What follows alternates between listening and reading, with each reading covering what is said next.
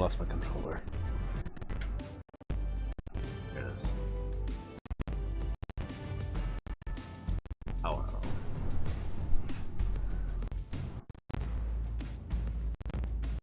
Even that failed to crash in. Yeah, that makes sense.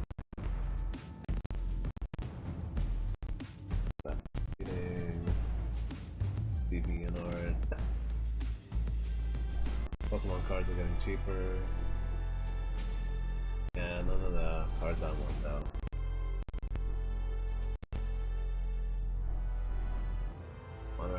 FM. Crash.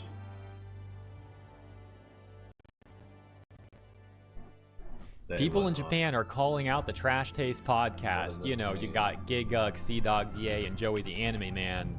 This controversy specifically involves Joey the Anime Man. We'll play the clip. It's about a minute and a half long, and you can see that there's subtitles on here, Japanese subtitles, because again, this has been going around Japan. And then we'll take a look at what Japanese people are saying about it. Like, why is like so many anime set in high school? Why is that? Like, is that a cultural thing? Yeah, it's a cultural thing. Why so? It's because it's, for a lot of people, like high school is kind of seen as like this basically like golden time. Classic, isn't it? Yeah. It's really fun. It's like, for a lot of people, high school is like, you know, the whole thing of like, in the West, of like high school is like, you know, usually movies that are based in high school in the West are based off bad memories. Yeah. You know, being like, oh man, my high school fucking sucked, blah, blah, blah. They're all these shit people, the jocks, the bullies, blah, blah, blah. Right? That's the norm in the West. In Japan, it's glorified because to a lot of people, high school was a really fun time with like friends they'll never get back, and like because it's also the last years of that person being young and free. I mean, I like high school, but I wouldn't say that. Agretzko, the new season. Oh yeah, very refreshing. Yeah, depressing as always. Depressing as fuck, yes. Which is great to see because it's like one of the only anime out there that will actually like commentate on adult life in Japan and be realistic about yeah, it. but it also says a lot when no one knows about it in Japan. Yeah, is that true? It is. It's so Japanese, but like, yeah, it's such a good take on the Japanese work. Awesome. Yeah, because like I mean, it's ironic that this is coming from the same company that made Hello Kitty. Yeah, right? And it's a shame that it's not being effective. I feel like it could make waves. Maybe it's too real. I think it is. I think it's just purely the fact that, you know, a Japanese person will look at that and be like, I don't want to see this because it's just going to remind me of reality. And to a lot of Japanese people, that's not the reason why they watch anime. Interestingly enough, Joey's answer is basically the same answer you get from Google when you type in, why is so much anime set in high school? And Google actually sources Reddit, so Reddit comments, you know, as if that's factual. It actually sources the clip that we just watched from the Trash Taste podcast and some other like YouTube stuff, Anime News Network, CBR. These are not really great resources. It's very like westernized stuff trying to answer this. And for those that don't know, by the way, Google somewhat recently signed a agreement with Reddit to use Reddit for training data for Gemini. So a lot of the time, and this is a complete side note, by the way, this is like a very important issue actually. A lot of the time when you Google something these days, it will source Reddit as if literal random people on Reddit and their random comments are factual sources of information, which they're obviously not. Now that aside, I went to the source of this clip, and that clip's actually from a 4-year-old video that they posted, so I don't know if their opinions on this has shifted or not. Nevertheless, it's in the news again now, so let's take a look at what Japanese people are saying about that clip. This account, Masaru, going on to summarize the clip that we just watched, and, you know, they're talking about, like, why is so much anime set in high school?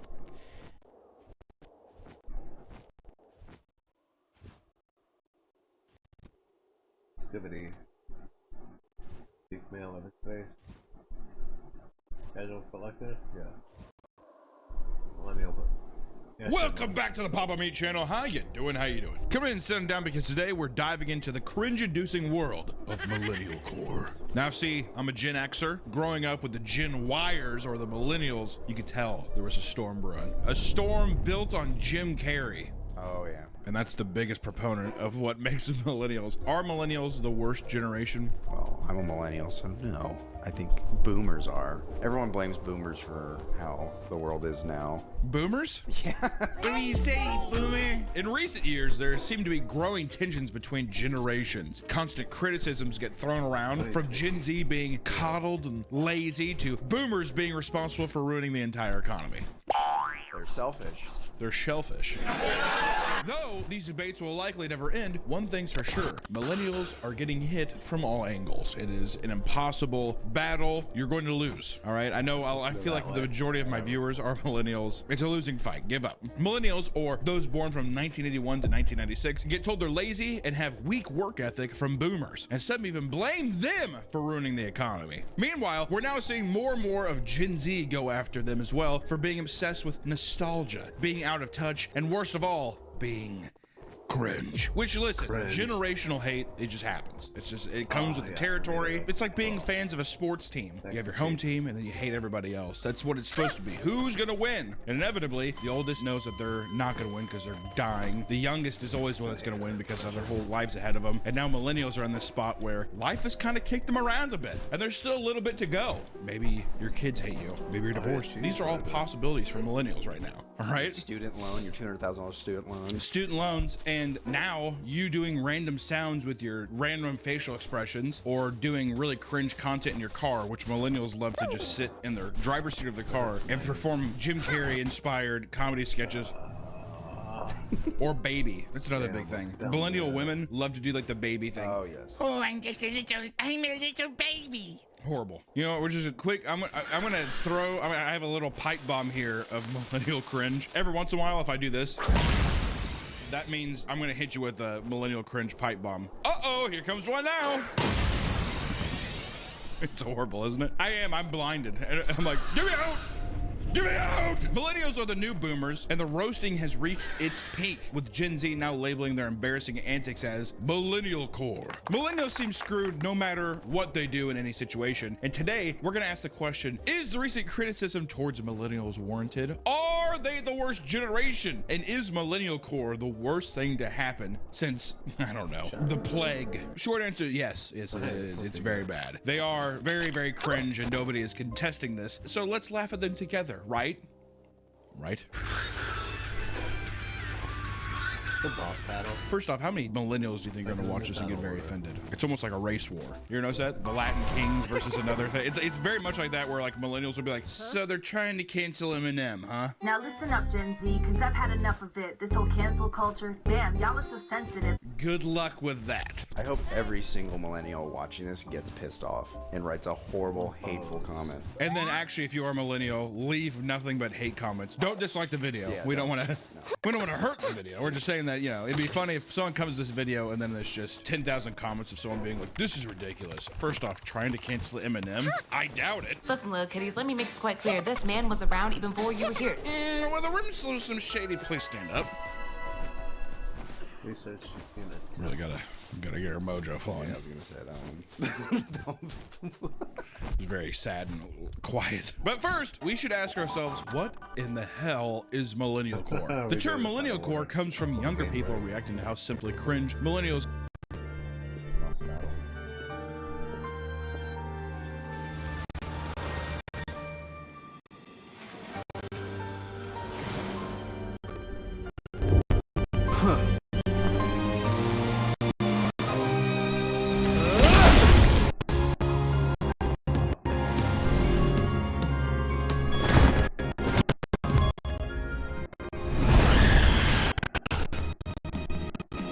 That'll be.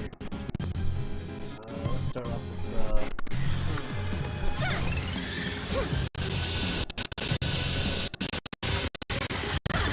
boy those.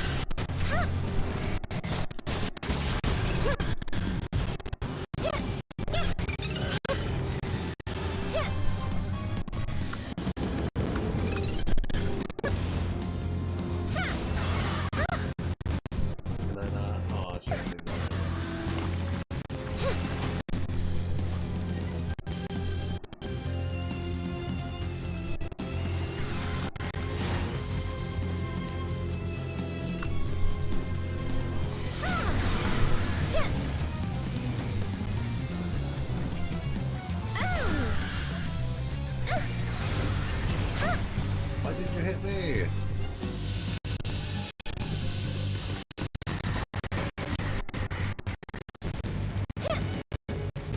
wait, that was my attack.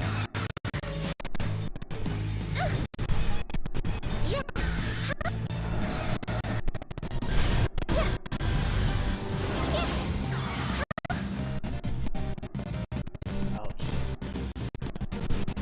That's the attack.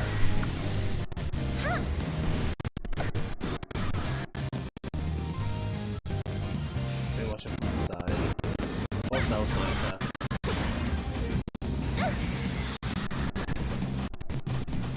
Okay, got him for that.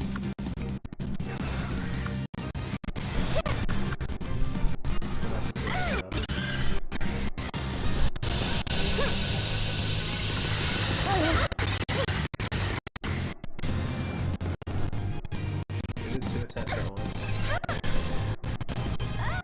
Ah, I got hit. Damn, I didn't think the attack would hit me. Back to the base.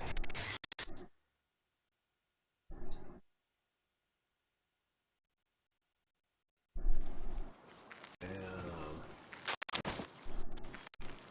Why did I die? Let's see, turn that in, turn that in.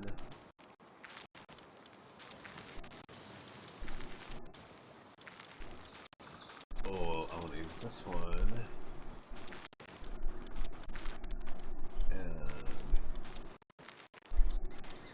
I need a new chillet. I want to get a big chillet. Toys. So I need a low level pal. No, I think I just cast it.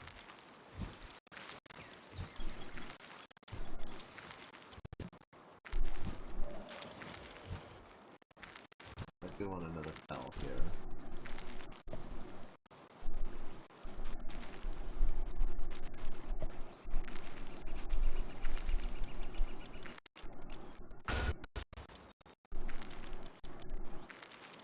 Cha-cha. Cha-cha is more sense. Desi, nah, Desi will take him out.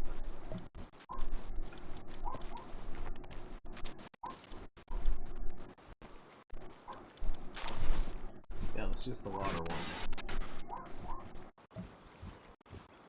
Probably need an electric one though.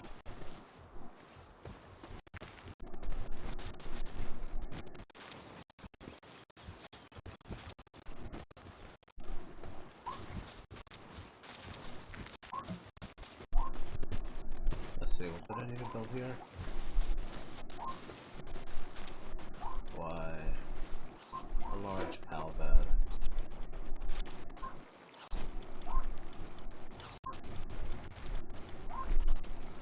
Hardwood, high quality coral.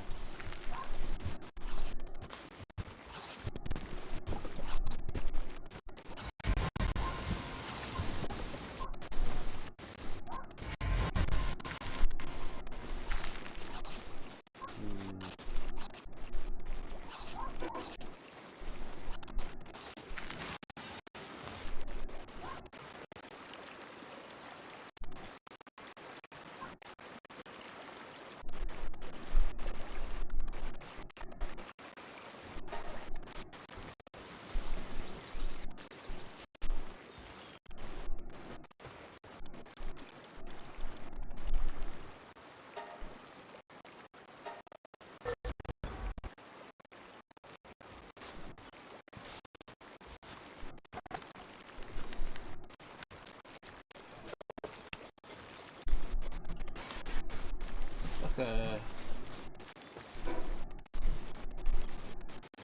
What?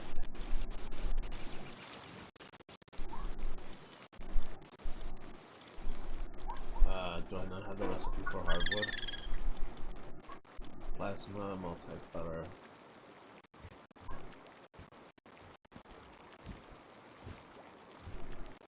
Oh, that's cool.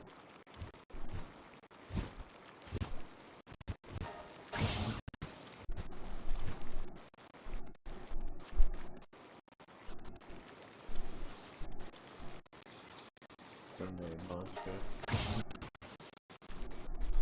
Rifle glider, flamethrower. Flamethrower fuel. Burning bait. Whole food box.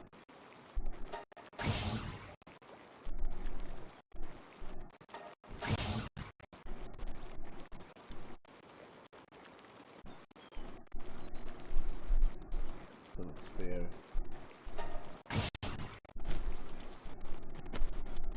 Crude oil.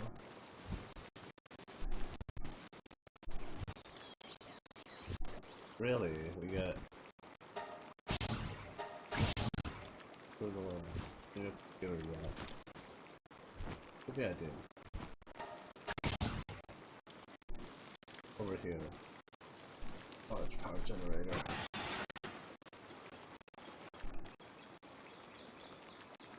Oh.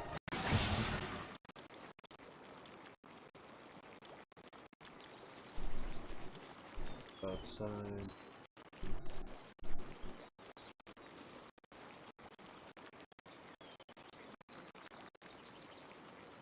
Oh, that's cool.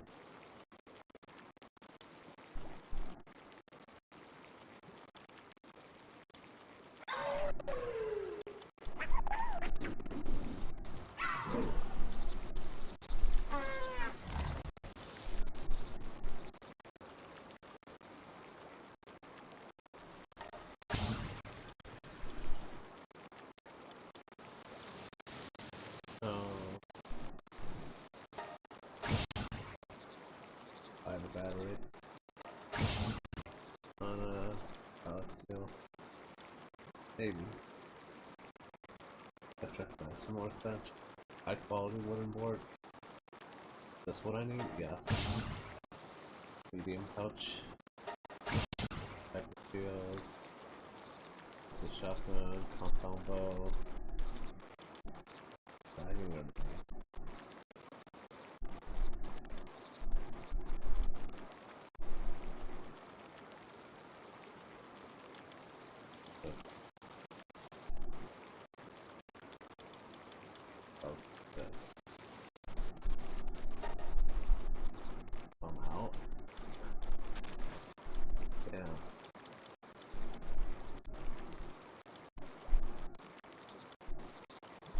Glider, what's the shield?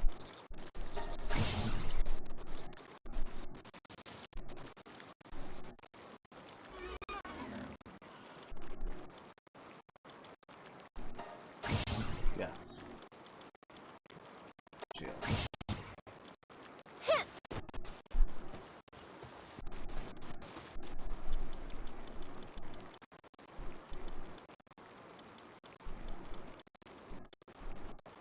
Hardwood. How do I get hardwood?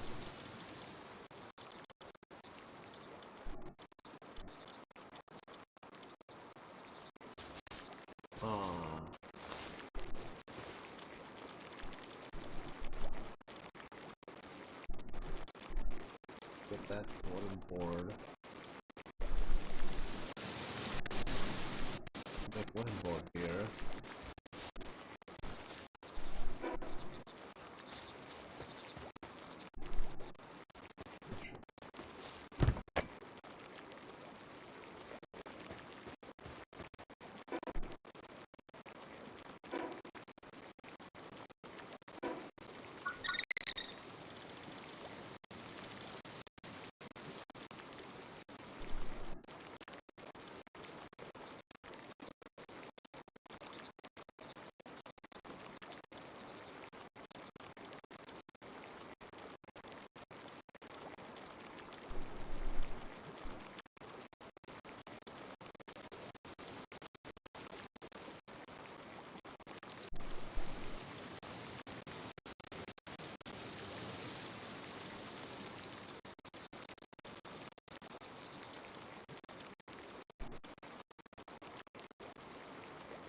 Hold on, I want to look at that.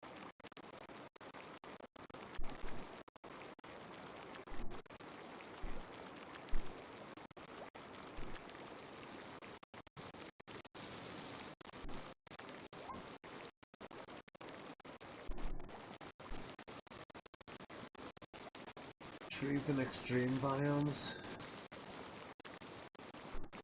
Oh no.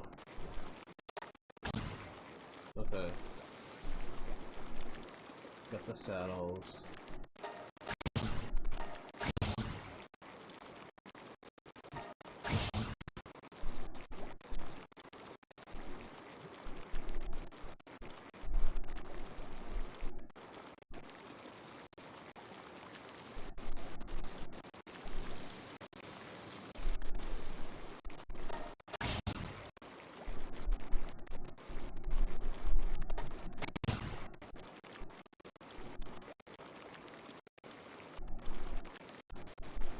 Okay, I should say life.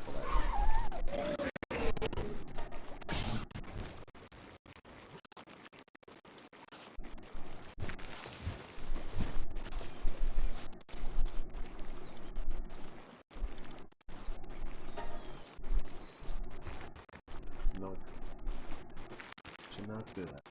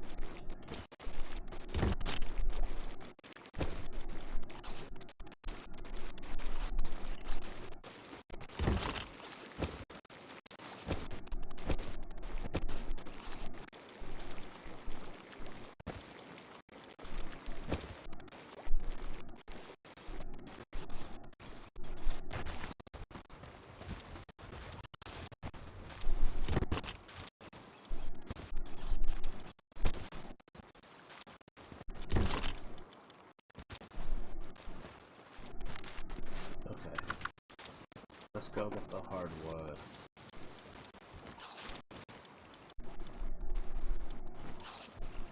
But first, what did I need? Food?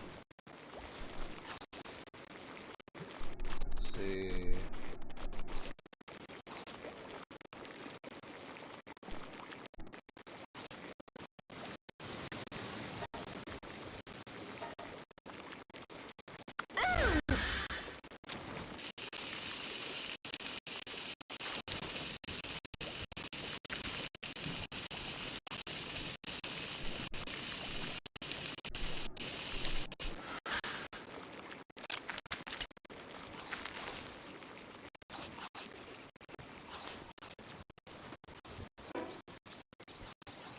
Somewhere extreme.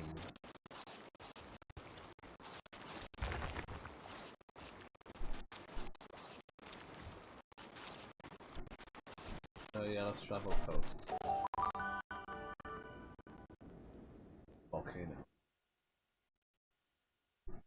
Are in literally every way imaginable. There's no way out of it. In every way, millennials are cringe. Now, of course, every generation is bound to become cringe at some point, but sometimes it seems like millennials are fundamentally, objectively cringe no matter how you look at it. It's almost like a sport. It's almost like it is some kind of contest that they are trying to win. It's what they love. They love to be cringe. But I think it's because they were raised on movies, once again. Really blame the Jim Carrey effect, you know, the late 90s, early 2000s comedies. Look at them, and then look at how people, of course, they're emulating what they saw. That's what I used to do. I used to watch rom-coms and copy and pick up women. Name one example. Well, this isn't like picking up, but you know how. Well, that's already, you're going back on what you said. But Gone Girl, there's a scene where okay, first off, not a rom-com. I just want to put just immediate links to Gone Girl is not a rom-com, okay? It's a tragic, that's a horror movie basically, but go ahead. I forget why he does it, but he like grabs her chin and pulls her in and kisses her. We went and saw Gone Girl, and I was like, oh, I'm gonna use that. I thought it was, How did it work? It didn't work. Text her back. Did she fake her death and everything too? Yeah. I used to work with her. She didn't show up for work. Hope you're alive. This video is sponsored by Helix Sleep. A well-lived life starts with rest, and nothing feels as good as waking up on a mattress. Deep comfort. Thank you so much to Helix Sleep for sponsoring this video. Now back to the video. We've talked about Disney adults on this channel a lot. I talk about Disney adults more than I talk about my family because it's fascinating. If I could go to school for sociology or something, or anthropology just on Disney adults, I would. I would absolutely take that class. I'm gonna look like, when I'm older, I'm gonna look like the Jurassic Park guy, except I'm gonna have just a giant 70 acres of just obese Disney adults. And then instead of like having a mosquito in that orb, it's gonna be the Mickey ears. It's gonna be a half-eaten bit of like a churro that someone ate, whatever. I'm like, this has DNA on it, Sonny. So wait, if you made a park, would it be a park filled with Disney adults? It would still literally just be the wilderness. Oh, yeah. And they'd be walking around, but it would be like something where like everything's made of churros, and they'd still have the fans that like make things smell like cinnamon and stuff. And there'd be like one CRTV that's playing like Aladdin. That's what it'd be. And they would evolve him. They would be like the giant Disney adult with like a giant neck. Eating from a churro tree. Welcome. And the Disney adult phenomenon started with millennials refusing to let go of their childhood and making it their entire personality, right? People translating, that's why Disney adults are so fascinating, is it's translating trauma from your childhood, using your safety blanket, which was Disney movies, as your entire personality now. The thing that made you feel that good, trying to reject all the bad things. Listen, I'm not a psychologist, but I just nailed it back in my head. All right? And one man claims that the cringe millennials you'll see online are the equivalent to anime kids you used to see in school back in the day, like Naruto running the lunch line, who's holding like a giant binder, the thickest binder you've ever seen. 3 textbooks. Running to the line as if it's gonna run out of food. Well, that's because I like have so many minutes to eat, so I like to make sure I get there first. Squirrely fucks. Okay, I'm gonna make a public service announcement. Also,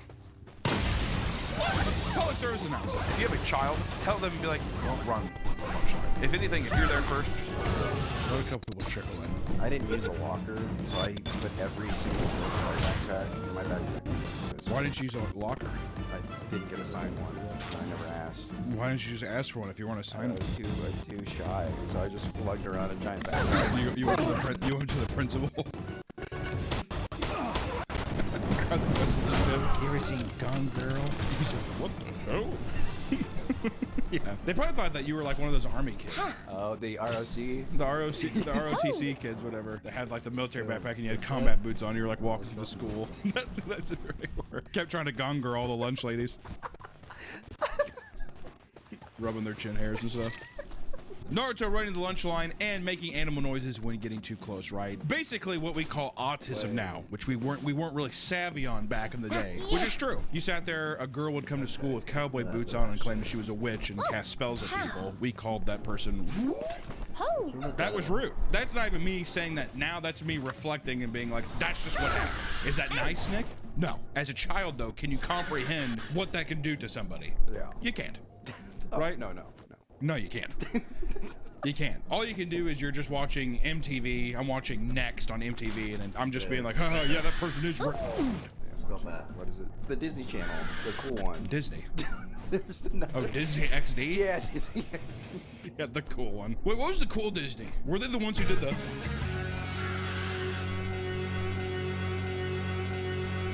Come here, Minnie. When you're the most documented generation to exist, it's only a matter of time before every aspect gets picked apart. The millennial whoop, for example, is a cliche that gets made fun of often. Gen Z referring to the melodic pattern tons of millennials pop songs use, where they shout things like, whoa, during choruses rather than using actual words, right? Remember Fun? That was fun. Remember that? The worst generation of music, I will say by far, is from like 2009 to like 2013. Awful. Name one song. One bad song? I mean, any fun song, any Imagine Dragon song. The actually song fucking pissed me off the most, to be honest. The one that was like,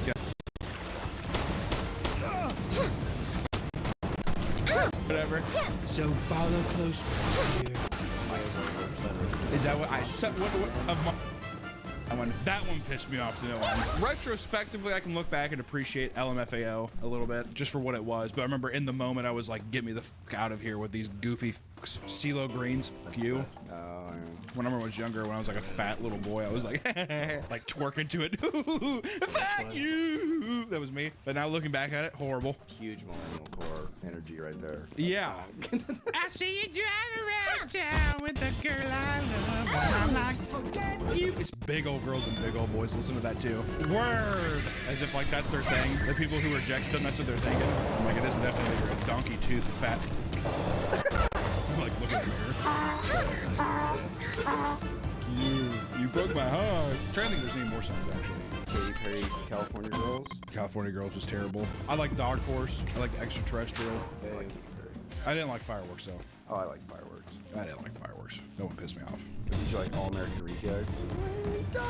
I had a Rhapsody MP3. Family wanted to buy me an iPod. And it came with that song. When darkness turns to light, it ends tonight. If that's millennial core, then I'll be millennial. Greatest song ever. It's so deep. I think my Rhapsody, I think I had 4 songs. I didn't have internet, so I could only get it whenever I went to my friend's house. And then they were like, what? Is it just iTunes? And I'm like, no, it's Rhapsody. And I had, like, it took forever to get songs on it. So I had the All-American Reject song. I had Chevelle, I Get It. Okay. Good one. And then I had Mudvayne's Dig. And then I think I had Crocodile Rock, Bell and John. Very strange for an obese little boy to have, if I'm being honest. My dad thought I was gay for the longest time when I was younger. Did I tell you about this? I thought I was gay, and then in high school, or then in college, I told him I was gay. It's a whole story, it doesn't matter, but yeah. He sat there looking at my phone, my Rhapsody, and he was like, Mudvayne cool, and he's like, Elton John, Crocodile Rock, what the fuck are you doing? And I was like, yeah, la, la, la, la, la. Big little ape titties. La, la, la, la, la. Yeah, dude. You can keep or remove, I don't know. You can do whatever you want with this. There are also millennial pauses, which refers to when an older millennial films themselves and pauses for 1 to 2 seconds as their brains register that the video is recording so they can start talking. You know, a lot of people call that prep work, but it is the millennial pause before they get on video. Hey, how's it going, man? You see it a lot in cameos. Sarah! Millennial pause. I think that literally because movies back in the day, like a newsroom would be, I legitimately think that's what the millennial pause originates from. This guy be like, 3! Oh no, that's bad stuff.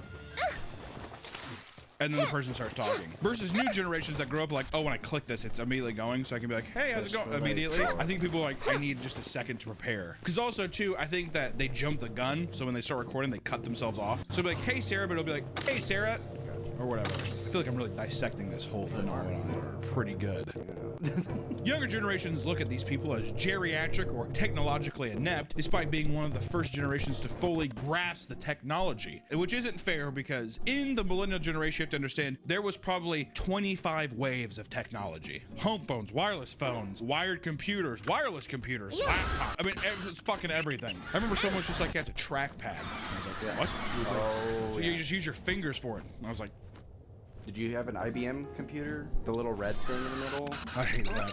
Those are still kind of around. People love those. They say they're the way better. ThinkPads, that's what they're called. Yeah. Which is what every car salesman has. There are just some minor grievances that a lot of people have, but the most egregious offense of millennials comes when we dive into millennial humor. This would not be a thing, honestly, if the millennial humor was not the essence of hate. I think people would get past the millennial pause, and then people would be more empathetic. But because of the millennial humor, it ruins it spoils the bunch, right? It's like the new generation of kids that have brain rot, Italian brain rot, all that kind of stuff, mixed in with like the really, really bad dad jokes of Gen X, or just like really shitty humor of Gen X, whatever, but it's mashed together. right? It's the afterthought of that generation and the begin thought of the next generation. So it's like getting brain rot done wrong. And it's also like being offensive or stupid, like in the afterthought while trying not to offend anybody. It's almost like they learned from that generation, be like, well, that's a bit much. So they like censor themselves coming in here, and then like they're not doing the funny fast quip stuff enough. So it's just this, it's just this gelatinous. For example, millennial humor often revolves around self-deprecation, leaning on how miserable one's life is as the punchline. While people living in a stressful world can see this as relatable, many chastise it for being a downer or even just like a little pity party, right? I think a lot of people see millennial humor in this way as like someone's looking for attention online. I'm pointing the joke at me so people can be like, no, and coddle you. In the throes of a young person online who obviously feel like the world is ending and that everyone else is stupid and they're smart. So when they see this older person doing this, they're just like, why don't you get the f off the internet, old man? Why don't you go talk to a therapist or join the army or something, bitch? That's usually what happens. Another thing millennials often do is act like a fucking baby. Right? Babyfying their speech and acting like children despite paying rent and suffering from back pain, right? So they'll like take old person symptoms, be like, ooh, my back a hurt. It's cute. I'll save that for you. One adult woman claps and dubs her voice with a baby laughing as she throws the zero candle off her 40th birthday cake, and the comments label it with the dreaded millennial core label, while others remind viewers that the woman is 4 decades old.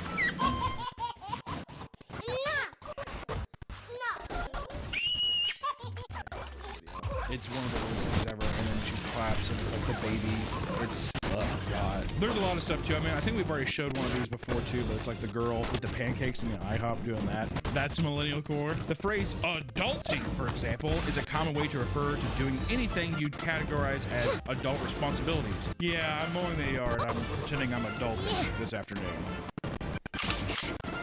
This can range from the bare minimum of being an adult, from feeding yourself to doing your laundry, and most of the time the joke is that adulting fucking sucks. I wish I could be a kid. It's literally like a Peter Pan disease. I think the Disney adult thing, it will die. Because I think millennials had like quote unquote golden era of movies too and stuff and like properties, and now Disney is nush. And what have they done? Marvel? Nah, I wouldn't count them as Disney. Like Disney to me is like, it has to be like the Disney movie, not just like Marvel. And even Marvel, which you could grant. Granted, I think kids look at Infinity War as like one of the like people will be like, you know, you had to be there. It's gonna be a lot of that. My dad took me and cried in the movie, like that kind of thing. So there will be that, but I just mean actual where it was like Disney every year was just like banger, banger, banger, banger, banger. Because a lot of people are like, I don't give a fuck about Disney. They had their opportunity with Turning Red. Didn't land. Did not land that one. That could have been the time. I thought it would have. It didn't. It's a good back and forth. Some people find it to be cringe, but regardless, there is a plethora of adulting merchandise for sale across the internet, showing that millennials certainly still relate to it. If you see anybody that has adulting shirt with 1 star, I hate the phrase adulting. Adulting is, that might be my least favorite millennial core thing. It's horrible. The hat, adulting requires alcohol. Oh my God. Do you think boomers made these, or is this? No, I think it's 100% millennials. Another insufferable form of baby talk is the insistence on making every word cutesy in the same way, like the phrase doggo or pupper. Once again, horrible. Also, my least favorite of all of them is the term small or small bean. Because don't forget, bacon and beans were the funniest thing to millennials back in the day. You would go over to the store to your homie's house and get beans? With my spork? Yeah. I really hated your laughing for that too. But the term small or small bean was also coined by millennials to describe anything that is innocent or adorable, right? Like tiny doggo. Your tiny doggo is so small. He's a small bean. Those interactions were so common. Imagine like being a fly on the wall in an apartment, just immediately fly into like into a gas oven. Just immediately burn up. Look at that little fly, he's so small. In a viral video, one woman, speaking in a baby voice, joyously celebrates Taylor Swift's relationship with Travis Kelce, stating, "Taylor finally gets to be a small girl because Travis is a big boy." Taylor Swift gets to be small girl with Travis Kelce because he is large boy, and she gets to be small girl. It's one of my least favorite videos on the internet, and I had to show it again. I fucking hate that video so much. People in the comments were horrified to see that this video wasn't satire and was in fact a genuine video of a grown woman talking like that. Which granted, you have to, you know, she's borderline, she's a Swiftie, but that gets some kind of pass. If anything, there's a better example out there, probably a normal person, not just a cultist. So what do you do? Most of the time, millennials behave this way in private with their loved ones, and occasionally, however, their infantile behavior spills over to the real life. A woman is filmed at Olive Garden telling the waitress she saw that he could buy their cheeseburgers on TikTok. She asks if she could buy one, and when the waiter says yes, she squeals to herself with glee, making an audible gasp when she finds out that it can be sold with the cheese. And then the worst part is she apologizes to the rest of the restaurant before shaking and laughing uncontrollably.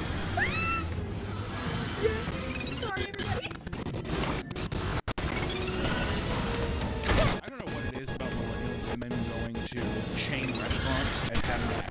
What's missing in their life? It's the IHOP. No, that's wrong. They definitely have somebody locked down. I think they're with somebody they don't like, but they got somebody. Maybe if anything, it's a pick-me girl kind of thing to do. Do you think it's a humiliation thing to get rid of this guy so they can get somebody new? I honestly think they're trying to be cute. They're like, I'm gonna be cute and funny. Everyone's gonna like them. That's their quirk. Their quirk. You know what's the thing too? Is I feel like all the women that do this kind of shit, they were like 6s in high school who thought that they were 10s. And they never aged out of it. No one told them they were ugly.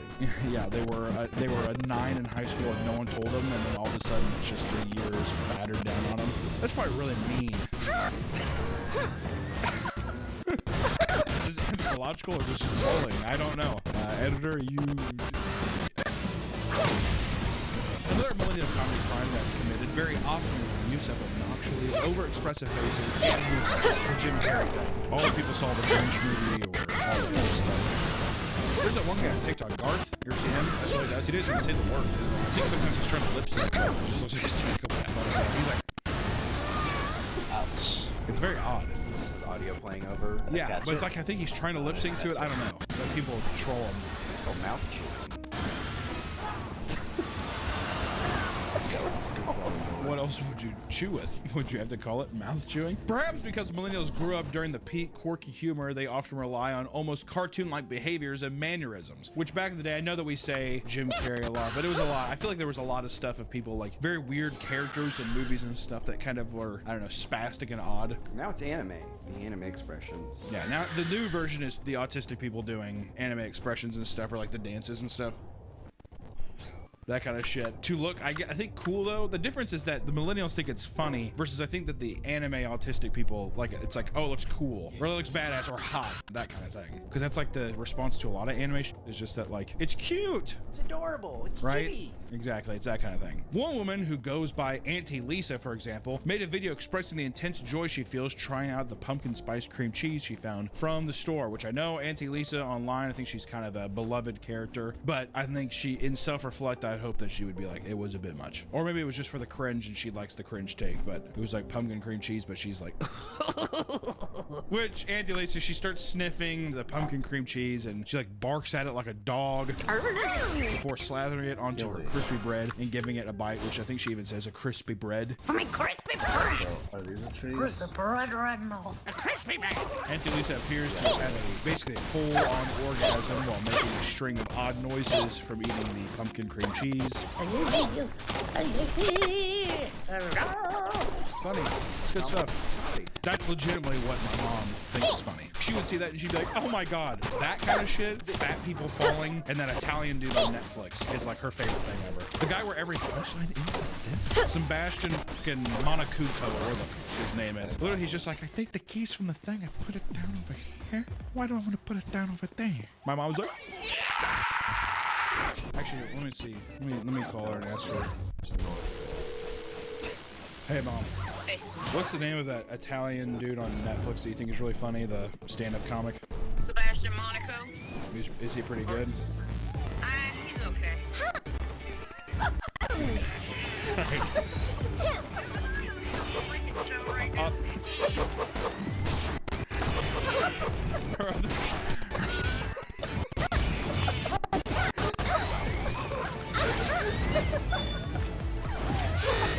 She says that she likes my stand-up comedy, and she says I'm just okay. it's every joke is like that. Auntie Lisa, her other videos, they're no different. She's seen going about her day, whether it's working or eating meals and filling it with random bouts of bizarre sounds as if she's possessed by Jim Carrey. Which the comments on many of her videos seem to be from younger people claiming that she's peak millennial core and absolutely excruciating to watch, while others commend her bizarre behavior by saying she's cringe, but she is free. Which I want to say too, who gives a, it's your fucking social media platform. Do whatever the fuck you want. She does that at work though. She like makes videos. Yeah, dude, because she's down to earth, man. Don't do it at work. I'm working when I'm on break. You know what? More power to you. If you're working a 14-hour nurse shift and you just want to do a little cringe pumpkin cream thing in the break room, I say good for you, man. I think that's selfish. I think we need to think about everybody else. That's kind of true, actually. That's true. If it's in a public space. What if I've worked like a 12-hour shift and she's doing I mean, I would probably, like, I'd just put my hands right here and I'd just start shaking probably. But at the same, I mean, I don't know. I see something like this and it's just, it feels more innocent to me. Yeah, but just do it in another room. That's fair. I would say that about any generations of shit. Don't do anything in a public workplace. There's a cream cheese. You're in the back room by the microwave, and heating up a lean pocket because you're trying to lose weight. Yeah. Oh, a spicy bread.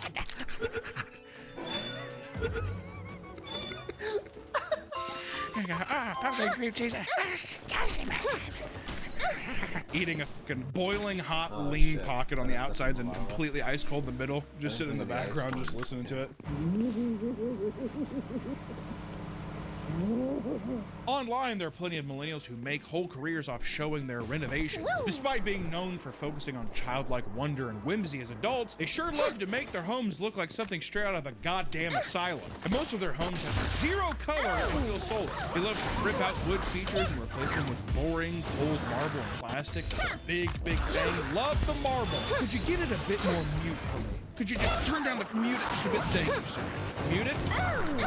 And you'd be hard-pressed to find a single comment liking their work that isn't millennial. This applies to their businesses too. Earlier this year, there was a wave of people hating on millennial burger restaurants. I mean, everyone knows what that is. Listen, you walk in, you're like, oh god. Out are the waves of cool fast food establishments where they had a little bit of personality to stand out from each other, and now they all look like dentist offices. They all have metal bar stools and call the appetizers and burgers shareable, handheld. Pretty funny. Also, the bathrooms are usually like sitters and standers.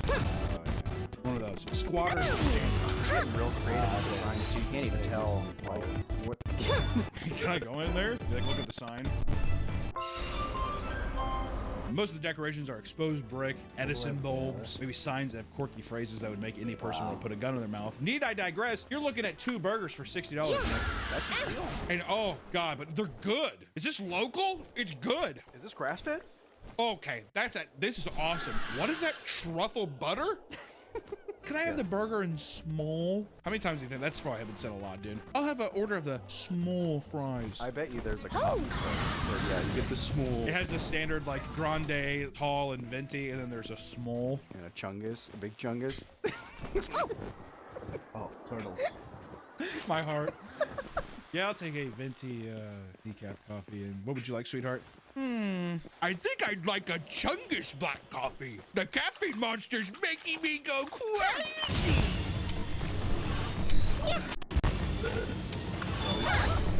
I seriously It's only natural for millennials to be poked fun at for their cringe behavior, which has led to an ongoing beef between millennials and Gen Z, and the results have been downright nauseating. Most adult millennials can't help themselves from being out of touch, but still attempt to make videos where they attempt to own the youngins, right? Hey, them kids don't know. You don't know what it's like to work with your bare hands. I love what that's what millennials say sometimes. You don't know what it's like to work with your bare hands, kiddos. It's like, what did you do? You worked at a Subway.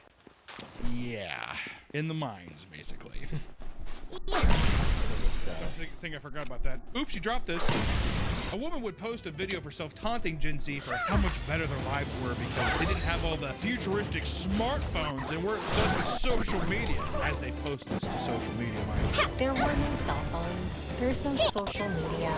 We literally lived a life as teenagers that I would call fuck around and find out. The woman stops for a moment, looks away, and sincerely says, God, that was epic.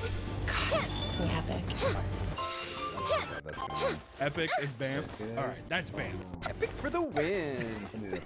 Lay epic. The lay stuff.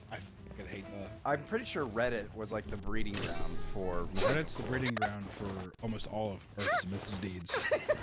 Almost all of Earth's misdeeds is caused by Reddit, 100%. Reddit and Twitter. If those were gone, I sincerely believe that like the world would be a better place. I do. I legitimately believe if Reddit and Twitter were gone, healing would happen. It would be amazing. Bring back Zanga. Yeah. Only with Zanga will the world heal. The younger generations continue to beat down this aging horse by posting ruthless videos parodying millennial humor, filled with all the expected cringe mannerisms and unnecessary dance breaks. The youngins, they'll always win. The young people will always win. They're revolting against something that they truly hate. You know, people like to throw on the word punk a lot. To me, that's what the punk movement is. It's just younger generations being like, I fucking hate the older establishment. That's all it is. It will always be that way. Even if it comes across as the most juvenile bullshit, it's still gonna win. It will every time. Also, think to yourself for a second. Well, let me just say this. As you grow older, one of the saddest things you can do is hold on to the past, right? It's just true. No matter how cool and epic you thought your generation was, there will always be a newer and younger group of people who just think that you're fucking embarrassing. That's just the way it will go. And the generations making fun of you are gonna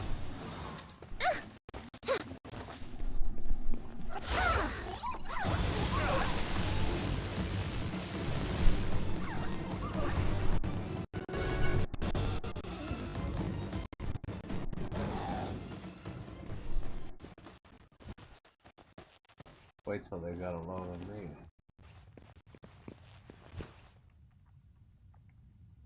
I'm late. Hello, I'm here. How are you all doing? Welcome to the stream. Welcome to the stream. I don't think I reached 20 minutes. I was at 19. A little slow. But hey, how you guys doing? Welcome to the stream. What's up, gamers? What's up? Today, we are going to be reviewing creators' rooms. We have about 26 creators who I managed to convince to send me pictures of their rooms and their studios, whatever the space they work in. So that'll be fun. We'll do that. We'll jump into that in about 2015. We'll chat for a bit before we jump into it. But I managed to wrangle all the creator connections I had to get this. Some people I did ping a lot. I was like, send me a room, send me a room. And they didn't. So fuck you, Ludwig. I'm kidding. He's in China. He's in China. Before he was going, he was texting me. I was like, bitch, just send me a picture of your room so I can put it in. So yeah. Well, he didn't send it. He's like, I'll send it tomorrow, baby. I was like, you won't. Because he was replying to me, and I was like, just take the picture now, because you're gonna forget. Because I've been around him. I should ask Cutie. Because Cutie sent her room. So I should have asked Cutie. You're right. That would have been so much better. I mean, I already have Ludwig's room, so it doesn't really matter.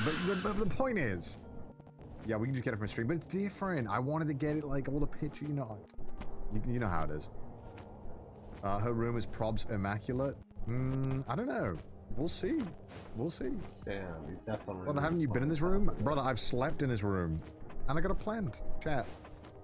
Look how this plant is struggling. But you know what? He's doing alright.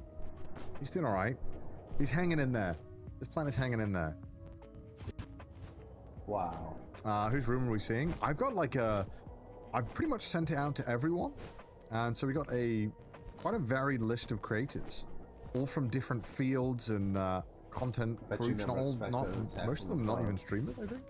Like half and half. Between YouTubers and streamers. Already dying? He's not dying, bro. This is actually me bringing it back to life. There's like way more depression than this, but he's slowly regaining life. Like this part's chill. This has got like one of those like ropes. I was like, oh, this is dying. And I realized it was dying because I had water.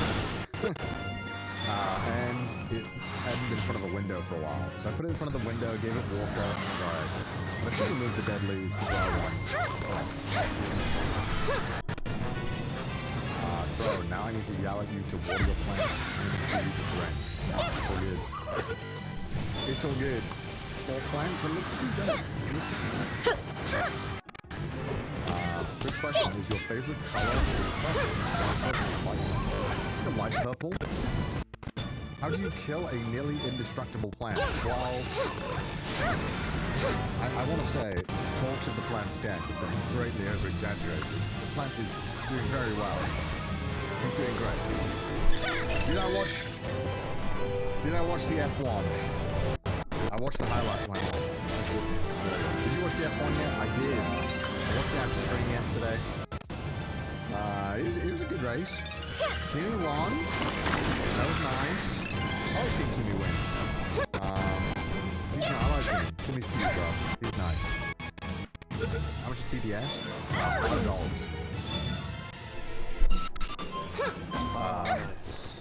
But yeah. Oh, dude, someone finally asked me this. I don't know why I didn't bring it up organically. Have you watched Project Hail Mary? Yes, dude. I did. I watched Project Hail Mary like a week ago. I watched it in theaters. Absolute cinema. It was so good. I didn't know anything about the movie. I just kind of went to go watch it because I just like going to the theater, and anytime I go, I just kind of like pick something that's on and I'll watch something. And I try to go like at least twice a month normally. And I went into the movie not really knowing what to expect because I like Ryan Gosling, but sometimes I feel like he just does Ryan Gosling. I submit my review, but I don't need you judging my Matt Mercer fan art on the wall. Okay. Well, luckily it's Eddie Creators today, so you don't have to worry about being judged today. But dude, Project Mary is so good. Like sometimes when I see Ryan Gosling in films, I like every Ryan Gosling film. Sometimes I don't love Ryan Gosling. Hi! Oh, why am I 260 pictures? Why do you have a black border? Oh, why did your stream go away from me? It opened someone else's stream. What the heck? Oh, meet the king of skulls, everybody. We're showing in green screen, toothbrush in my hand. His head isn't even in the frame. All right, so Joel has already played this game, but Meg hasn't, so I'm gonna explain the rules, right? I hear that you like monster girls, Meg. Sorry. Considering I you mean, are maybe, like, I don't know, like, probably. Well, I have this little art project, she says, it's spanned years of my life, where I like to turn Pokemon into monster girls. Because I think it's kind of like my jam, right? I've literally done every one for Gen 1 and Gen 2, although Gen 1 is getting a little bit of a facelift because it's really outdated art style-wise. I thought it would be fun to bring people on and play Smash or Pass with them. Now, Joel's already played this, but like you can play again if you want to, baby boo. I might have different opinions. Because you might have different opinions now because things have changed. I'm here as a mediary, so we can get Meg on the show. Yeah. I'm here to like catch Meg if Meg has like a mental breakdown and starts like flailing all over the place. So that's why I'm here. There's a 50% probability. So 50 thank you, depends Phil. on how much you like monster girls. Do you have a favorite Pokemon, Meg? I really like Bulbasaur. My second favorite Pokemon is Lopunny. But like just because she's really pretty, not even like a weird That's such a good one. Do you have a Gen 2 favorite or? I don't know what those are. I'm a fake fan. I've never really played a Pokemon game. I just like it. And I even bought so many Pokemon cards at one point, and I have like a collection and stuff. I've never really played a game. I just like it, you know? Meg, we're so you similar. You are a streamer for a living. How the fuck have you not played a Pokemon you've never game? played a Pokemon game. That's so insane to me. I don't think that you need to play the games to be a fan of Pokemon, personally. I think that you can like the creatures and just enjoy the merge or even play the card games, and you're already a fan. If you think they're cute, you're a fan. All right, so without further ado, let's play Smash or Pass. Yay! We're going in Dex order. I don't think that means much to Meg. Doesn't matter. It's the number go up. Yippee! Okay, so we're gonna start with Chikorita, which is the bean. If you need to see the actual Pokemon, also let me know. I do have them here. She might actually. You might actually. This is what it looks like. Oh, okay. Okay, I remember now. This is like my third favorite Pokemon. The bean. Okay, then this is my version. Yes. Oh my god, I'm gonna be smashing so many Pokemon today! Okay, let's keep a counter, chat. Oh, it's so over, bro. Oh, it's so over. What are your standards at, Meg? Like, how many are you going to go for? Joe, if they breathe. Okay. Oh god. You know what?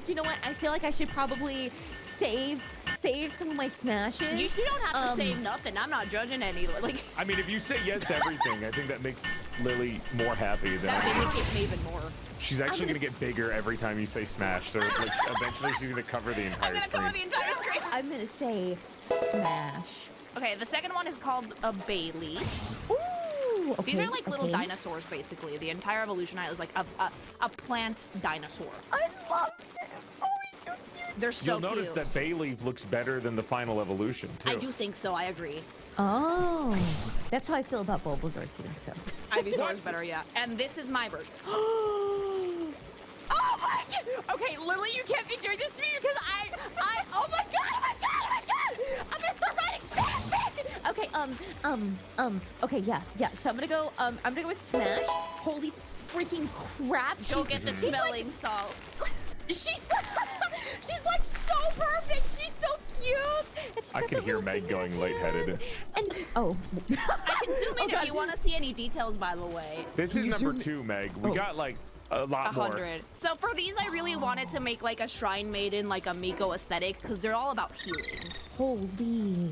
So yeah, like any detail you want to see, just let me know. I can zoom in. Okay, cool. Okay, that was so cute. Oh my god, Thank these are so That one is a smash. That one's a smash. Yeah. Look at how bad this one is, though, in comparison. Meganium, the Pokemon, I agree with Joel. I think it's missing a little something. So have you seen the Mega, Joel? I have seen the Mega. It's so fucking stupid. What? There's a lot of Megas in ZA that I've seen. Anyway, yeah, Meganium is like the third evolution. It's like a flower dinosaur. And I was like, oh, it's big, so I did this. Holy mother of God! Oh my god. Wait, why is she so perfect? Holy shit. Because she's big healing mama. She's so beautiful. Wait, what the heck? Yeah, I'm gonna go with Smash, absolutely. She's like the perfect, like motherly figure. So smashable and comfy. Yeah, she's very snuggly, and she's also like 7 feet tall, so. Holy fucking moly. Yeah, Still this shorter one's than big. Meg when you really think about it, too. I mean, shorter than you. Yeah, shorter than you. Continuing with the starters, because you always start the decks with those. Creature whose name I never remember. Fucking Cyndaquil. What the fuck do you mean you never remember? Cyndaquil. It's a creature. It's an anxious fire creature. Okay, a fire mouse, so to speak. I did this with it. Oh, she's so cute! What you can't see is the back of the armor getting absolutely decimated because the flames are so hot. Wait, is Cyndaquil a fucking mouse? Excuse me? They're called fire mouse in the decks, but it looks more like some form of porcupine to me. Dang. Yeah, no, she's so cute. Wait, I love her. I think I'm gonna pass just because she's so cute. She's like cutesy. She's giving you really, cuteness aggression. Yeah, I just want to like. You're gonna pass? Are you gonna smash? No, well, I think I smashed this one. I think I said smash. I think you smashed this one, yeah. Yeah, but like it's funny because you're passing out of like sheer cuteness because you're like, like all too cute can't smash. Oh, some people do genuinely feel that. Completely valid, by the way. I'm gonna pass and love the design. Thank you, Meg. Then we have Quilava. Cute! Weasel thing, honestly. Mine is like... Sorry. Another creepy ass just scared me. Your voice, you're gonna hurt your voice. I'm not gonna. I have a stream tonight, bro. There's no way. I'm really. You can't keep this up. You're gonna hurt yourself. Why is your voice so hoarse? They're so fucking hot. How can I not scream? They are, and they literally like burn through most of their armor. That's why they have a lot of metal armor, because since the flames are like literally on their hips. This is a case where like sexy armor, where bikini armor is very much warranted. Like you can make the armor more lewd, but it has a reason, mama. Yes, I like that. I like lewd armor. I like lewd armor, yeah. Lewd armor looks fun. Is it practical? It does. No, but it's cute. I think armor is sexy even without being lewd. I mean, it is. Yeah, you can do that. I forgot about that. So smash or pass, Meg? Oh crap! I'm gonna go with smash. Her ears are so cute, and her face is so cute, and her ass is out, and she's posing cool. She just looks so cool, and so like mommy-esque. Smash. Yeah, no, Quilava's cool. They're kind of cocky dipshits. And then we get to, like, of course, the third evolution, the big Mama Jama, the most powerful one, according to the decks. I get the smelling salts, Joel, because this one got full lewd. You know, it's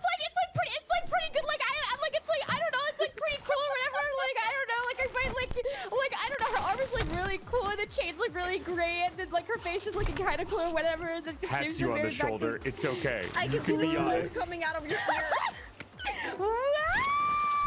Wait, this actually looks so sick for real. Oh my god. Thank Wait, you. Holy freaking smash. I oh my had to god, like design a wait. metal ass bikini for it because they burn everything that they wear. So I was like, I can't have them running ass naked because the project is safe for work. So I was just like, how do we get like samurai armor but slutty? That's how we got to this. I love it. It looks so good. Like it works so freaking well. Oh my god. Thank you. Smash. Woman of great taste. Joe, what did you say to Typhlosion? I smash. Yeah, you did. Yeah, I remember. You I smashed this one. Yeah, he would smash. Typhlosion's cool. It was like a marriage one. It was just like, yeah, that's a one night. That's a one night. They're very nice. Like Joe broke it down into subcategories. My fucking hyperautism. Oh my gosh. Oh my gosh. Okay. Last set of starters. We start with Totodile, which is adorable. It's not chompy. Chompy baby. And I made Oh, sorry. I gotta stop streaming. You should like these. They're aquatic. Don't stop streaming. You're gonna show up to your stream, and your voice is gonna be like, and your chest is gonna be like, oh my god, Meg, what happened? And I'm just gonna be in the corner sweating, like, oh, I'm gonna try not to. But oh my god, it looks so good. I love her hair. It's so pretty. Thank you. Smash. Holy crap. She's beautiful and adorable. And I love her little satchel thingy, skirt thingy that goes over her tail. So cute. Yeah, that's like her outfit, like on top of the swimsuit that she's usually rocking. Oh my god, these are so good. Like, thank you. I worked really hard on them, so I'm really happy. It makes me happy when people like these. Okay, Crocodile. This one was tricky with the patterns on the stomach, but I think I did pretty good. They get progressively stronger. I covered my mouth this time. Oh my god, oh my god, oh my god, oh my god, oh my god, oh my god, oh my god, oh my god, oh my god. Holy crap. It's not the noise that you're making, Meg. It's the fact that your mouth is producing it. Covering it's not gonna help. Whoa, like her hair looks so good. The spine on the top of her head is amazing.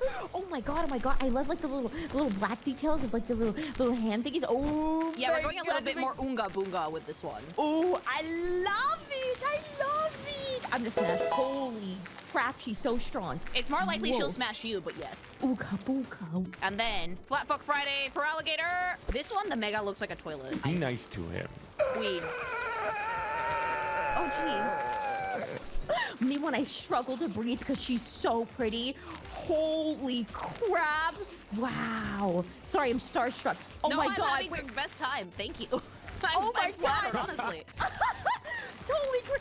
Once again, her hair is like so good. I love the like gold horn details. It's so cute. Oh yeah, I wanted to make her a headdress to keep the hair up. Oh, I see. These are Giga friendly. Like they're drinking buddies. People kind of are scared of them because they're huge. But if you fucking give them like some sake or something, they will just pop off with you. They'll have a great time. Oh my gosh! Oh my god! I'm gonna smash! She looks so cool.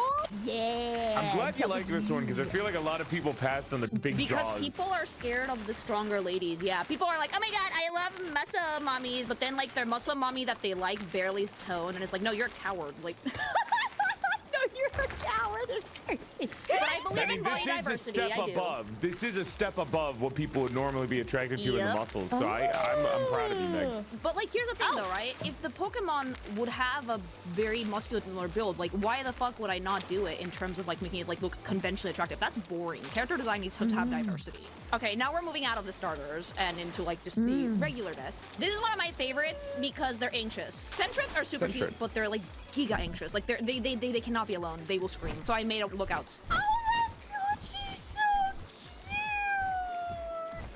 And I like how she has like the big arm skins. Oh yeah, they're like flying squirrel coated, but they're useless though because like they get scared and just scream. Oh, she's so... I love a bigger tail. Well, it kind of has to be. The tail's huge on that guy.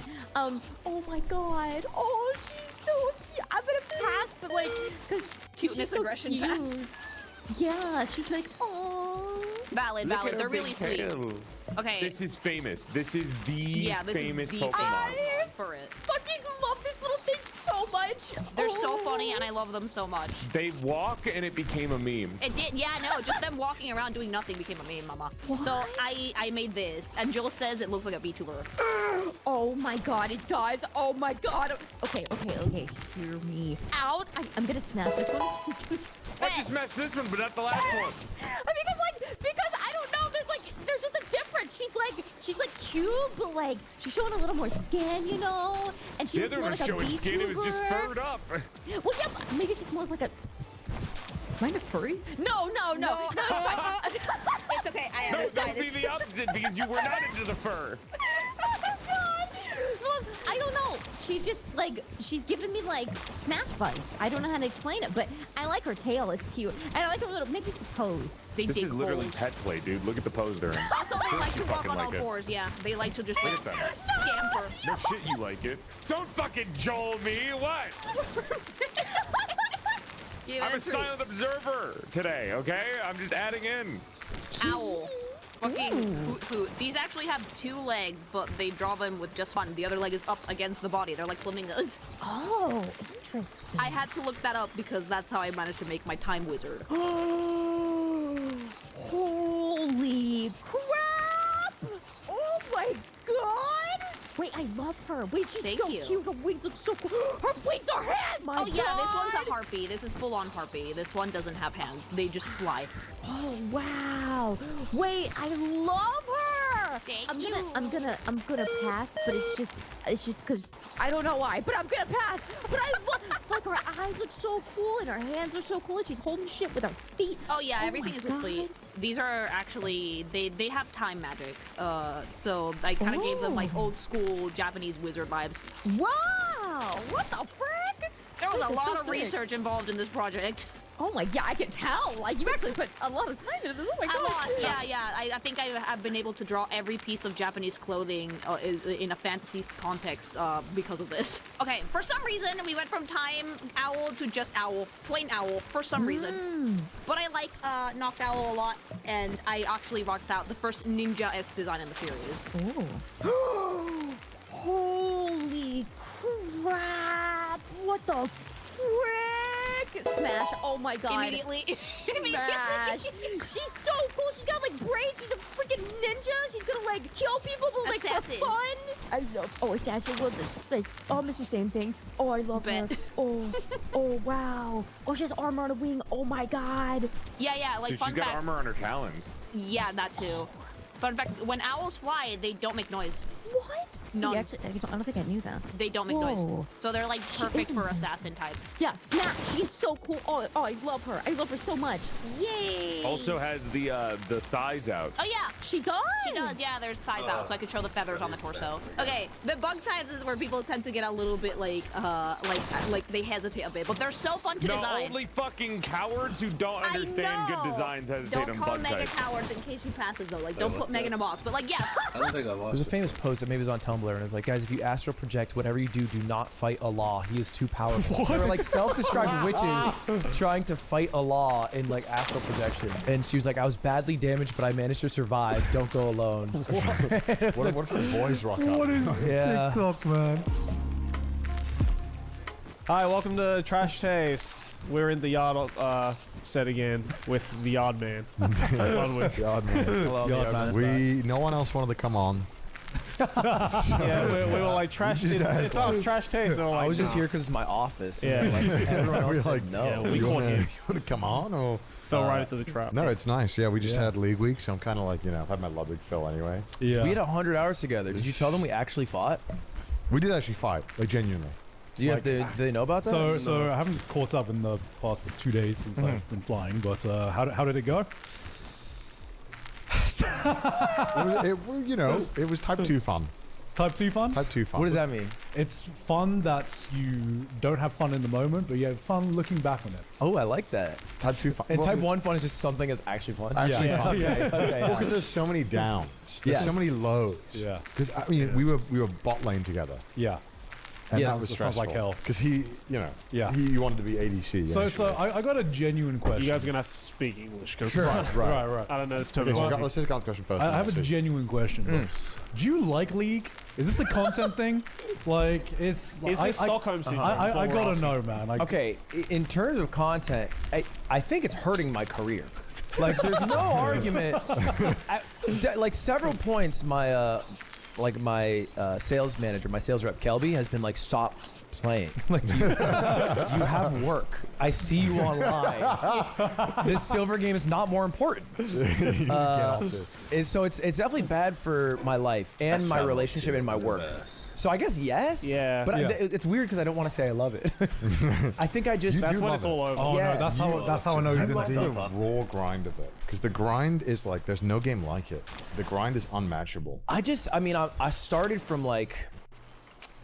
It's like I was a baby who could only crawl, and now I can like kind of waddle, and that feels really good. Because before I was only crawling. Yeah, right. And so I want to run one day. I was saying like you should be getting paid by Riot, man, because you are legit. such a good advertisement for the game. Wow.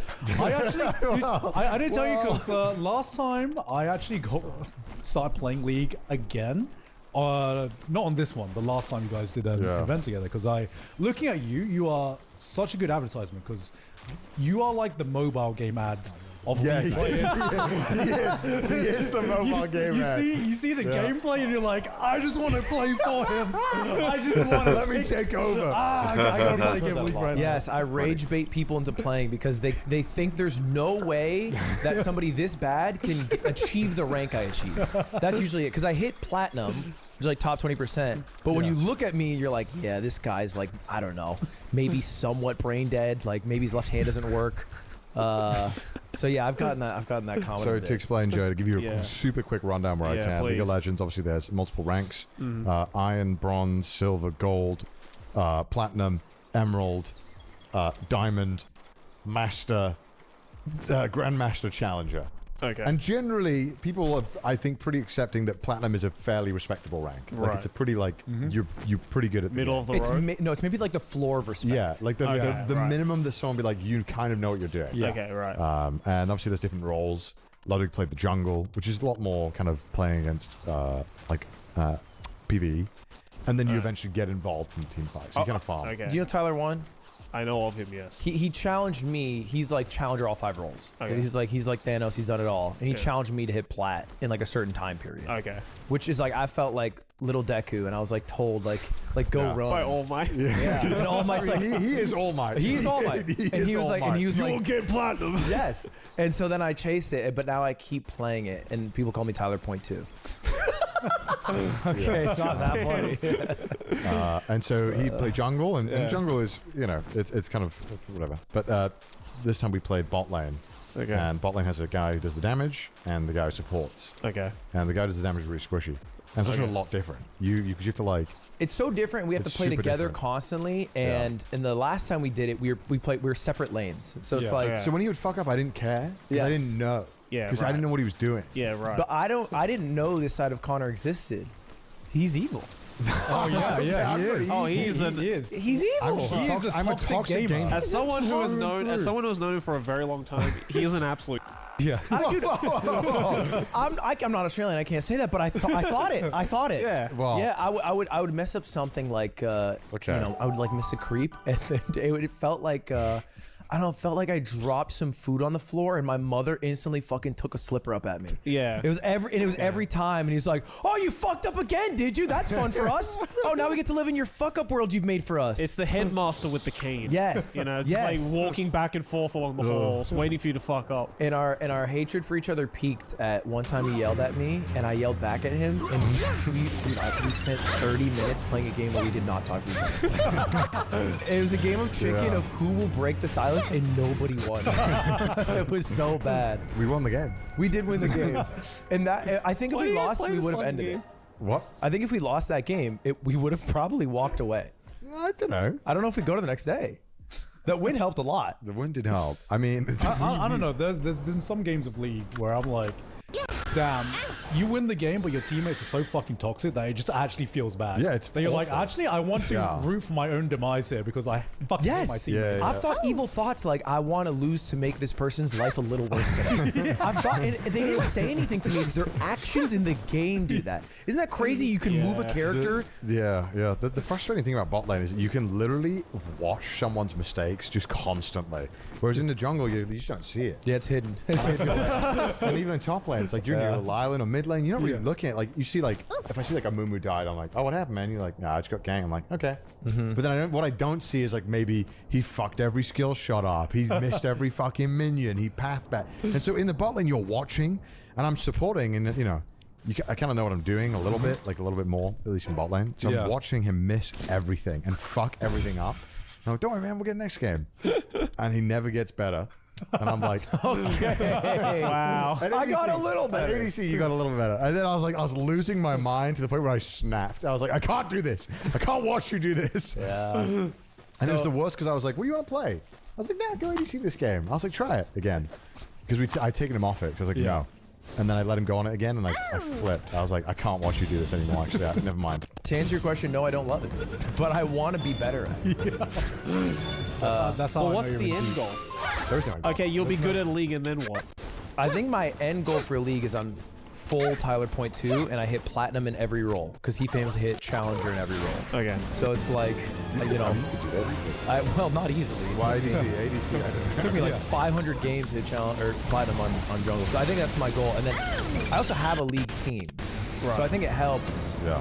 You know, like people who watch me understand League, and then I can watch my League team. Yeah, you probably should have opened your argument with that. I mean, that's like a post-rationalization. It is. Yeah. Well, I mean, Joey thinks League is the devil. Oh, he's right. I mean, he is. He's right. He's 100% right. I've opened my third eye to this realization. None of you guys just understand this yet. You are. I've reached peak nirvana. What game then is Jesus? If League is the devil. What game is Jesus? What game is Jesus if League is the devil? Yes. Kirby. Any Kirby game. Any game that takes my depression away. Okay, what have you been playing recently? Mario Kart? Okay. That takes you depression. Yeah, because I'm good at it.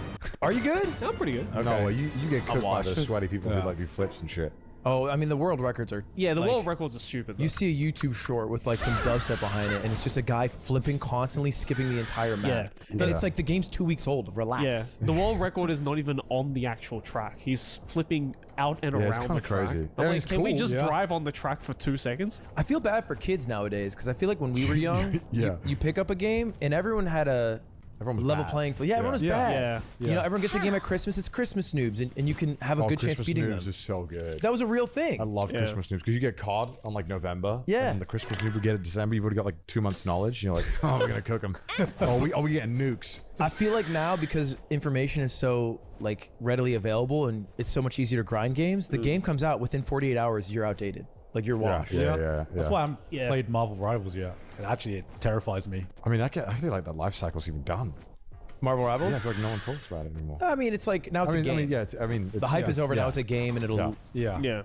Do you stay away from competitive games now? Yeah, League just burnt me. It just that was the game that killed you. Yeah, it is the devil then. It is the devil. What was your ending? Do you have an ending story, like a reason? Oh, not really. It was just like the moment the devil took over. I think it was the moment where you know we because I had like a League friendship, like kind of like a group that always played League.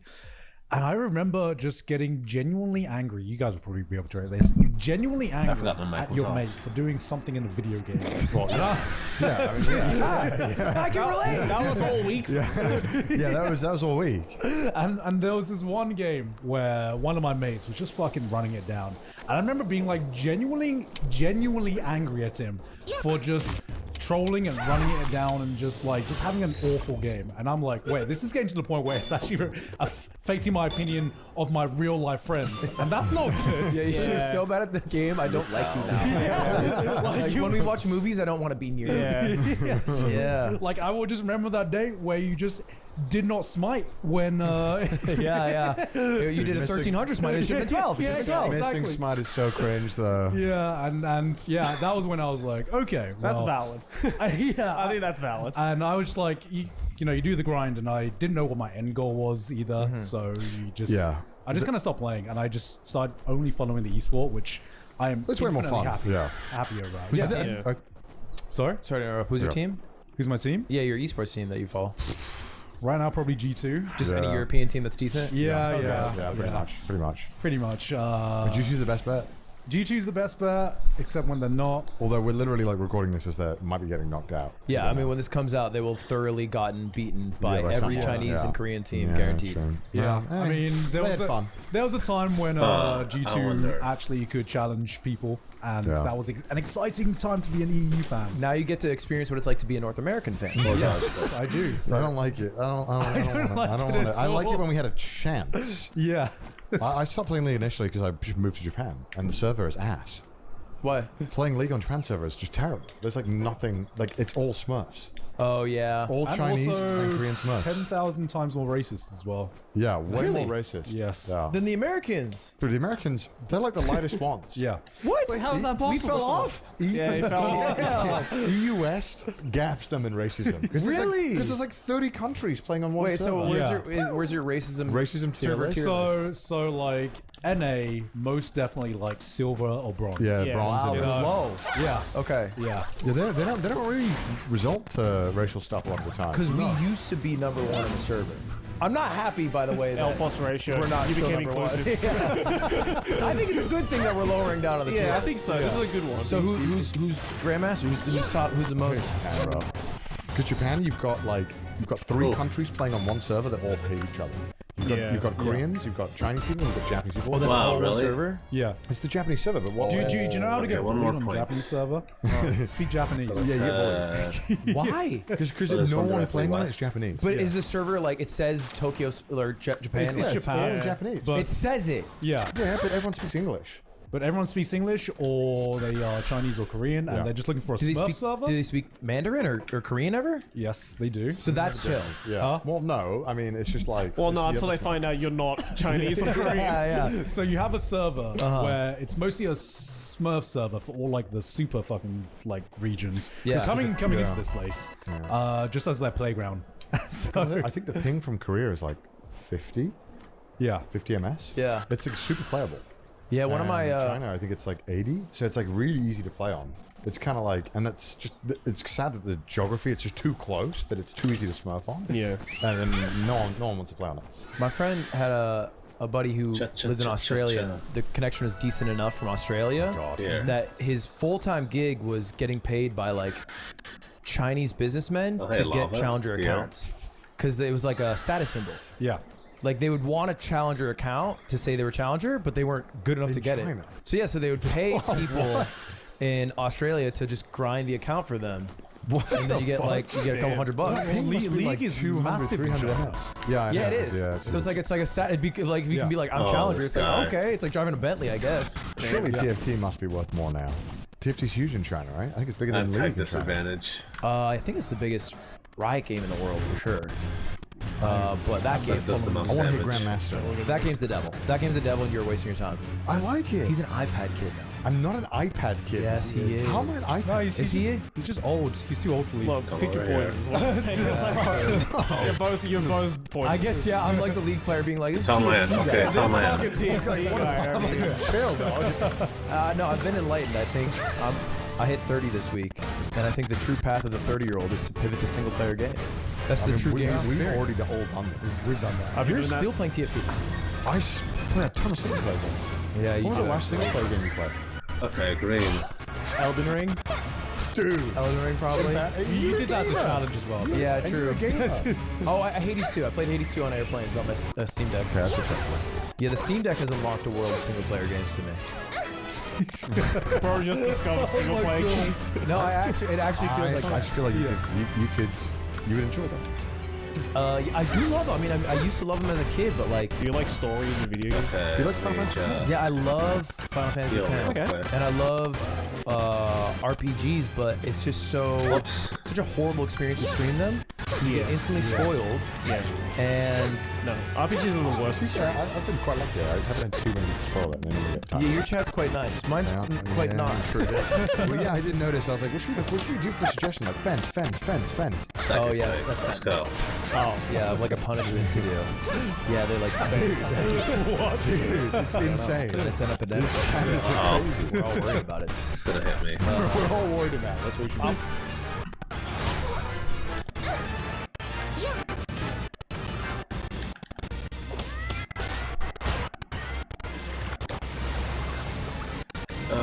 answer let go.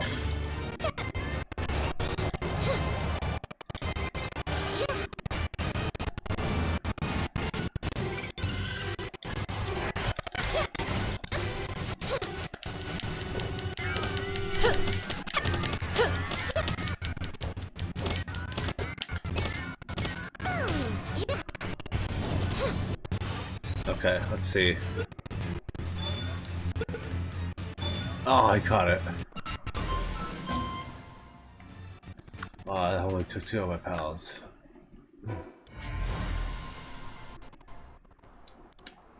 Let's see. Good job. Good job. You heal quickly by yourself. Okay. Which means we got the points.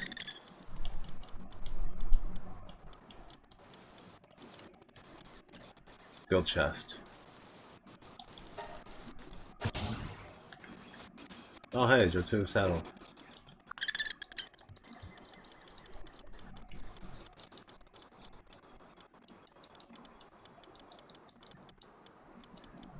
Where the fuck did the guild chest? Saddle.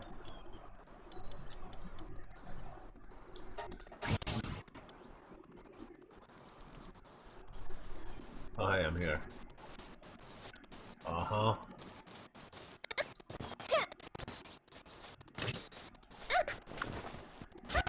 Let's go, the Edworm. Hey, go!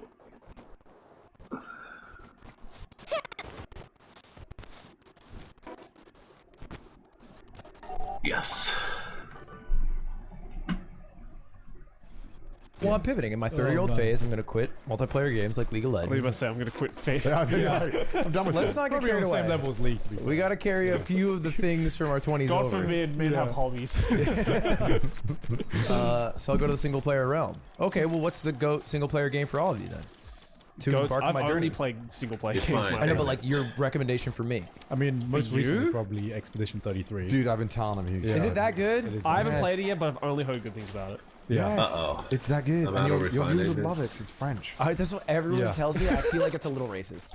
No, just change the language to French and do it in French. There you go. I need feel like that's like seeing a coal. Japanese guy and being like, "Oh man, have you heard Okay, of which one is the Sekiro?" one? I remember. Is that not? No. Yeah, they'll no. probably be like, "Oh, Yeah, yes. they'd probably be like, "Hell yeah!" I love Sekiro. Sekiro. She was awesome. Yeah, It that's would be sick. racist.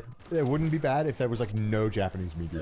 Yeah, there's If so there was like much. no French media that permeates outside of France, except for like art house movies and occasional. Yeah. And French media is so weird. It is. Yes, it's bizarre. Yeah, it's all avant-garde. Yeah, I remember watching like a kids cartoon when I was younger, and it was like a village, and everyone was butt-ass naked, including the kids. And I was watching this like in France. I was like, "What?" I remember like, being a kid thinking, "What is this?" Where's Courage the Yeah, Cowardly where's, Dog? yeah, where's SpongeBob? Like, this is so mid. Yeah, in the name of art, they'll do whatever. They had that one cartoon, The Two Vikings. Isn't that French? Oh, Asterix and Obelix. Love that one. That one. Oh, I fucking rocks. love I that. watched that one all the time when I used to go to France. I used to have the comic books that my dad fire. used to collect. They had like a whole theme park in France for it, right? Yeah, I think so. Yeah. It's fire. Yeah, that should pop. That's their one good one. The one good one. And Watch Code Lyoko. Arcane. That's French. Is that French? Yes. French studio. French studio. Oh yeah. you watch No, I did watch it. I loved it. Both seasons? I watched both seasons, and I loved both seasons deeply. That's cool. Season 2. I loved it. I've grown off of season 2. Why? What do you mean you've grown up? So you liked it, and now you I don't? liked it, and then the more I think about season 2, the less I've looked back on it. What is that, Type 3 fun? How does that even work? Okay, great reference. No, I don't know. Like, have you never had this where you've watched a movie and like I've had the inverse happen where like I didn't think much about the latest Hayao Miyazaki film when I watched it, but the more time passed, I kind of thought about it a lot more, and I found myself appreciating it a lot more. Yeah.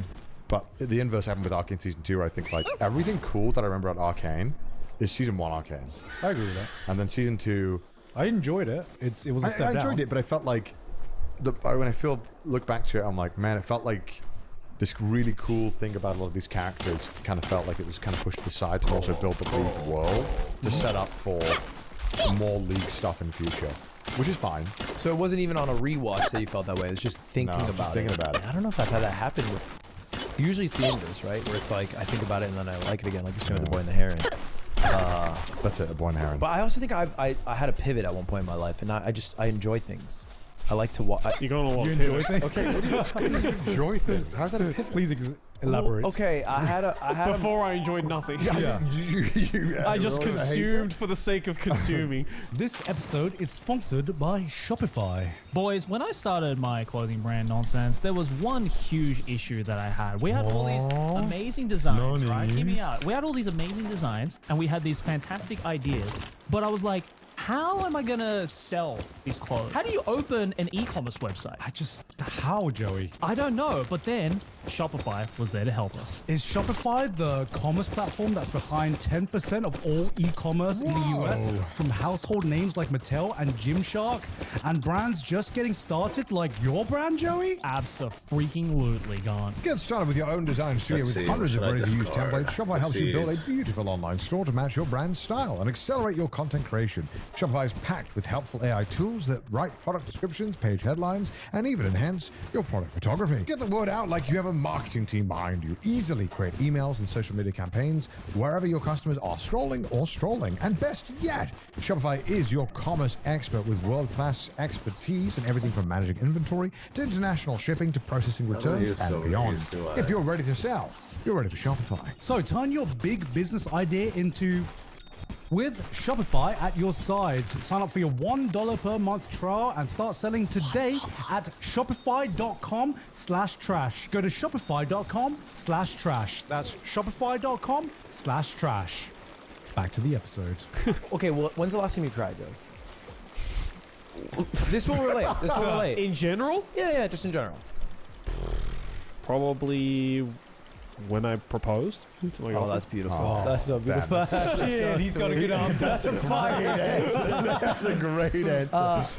I was like one of those guys, because you know you meet a guy sometimes, they're like, yeah, I haven't cried in 4 years or something like that. That's crazy. And I was like that, and and then I had an ex-girlfriend of mine cheat on me, and then I didn't cry for a while, and I was like, why am I not crying? Like, I should cry more.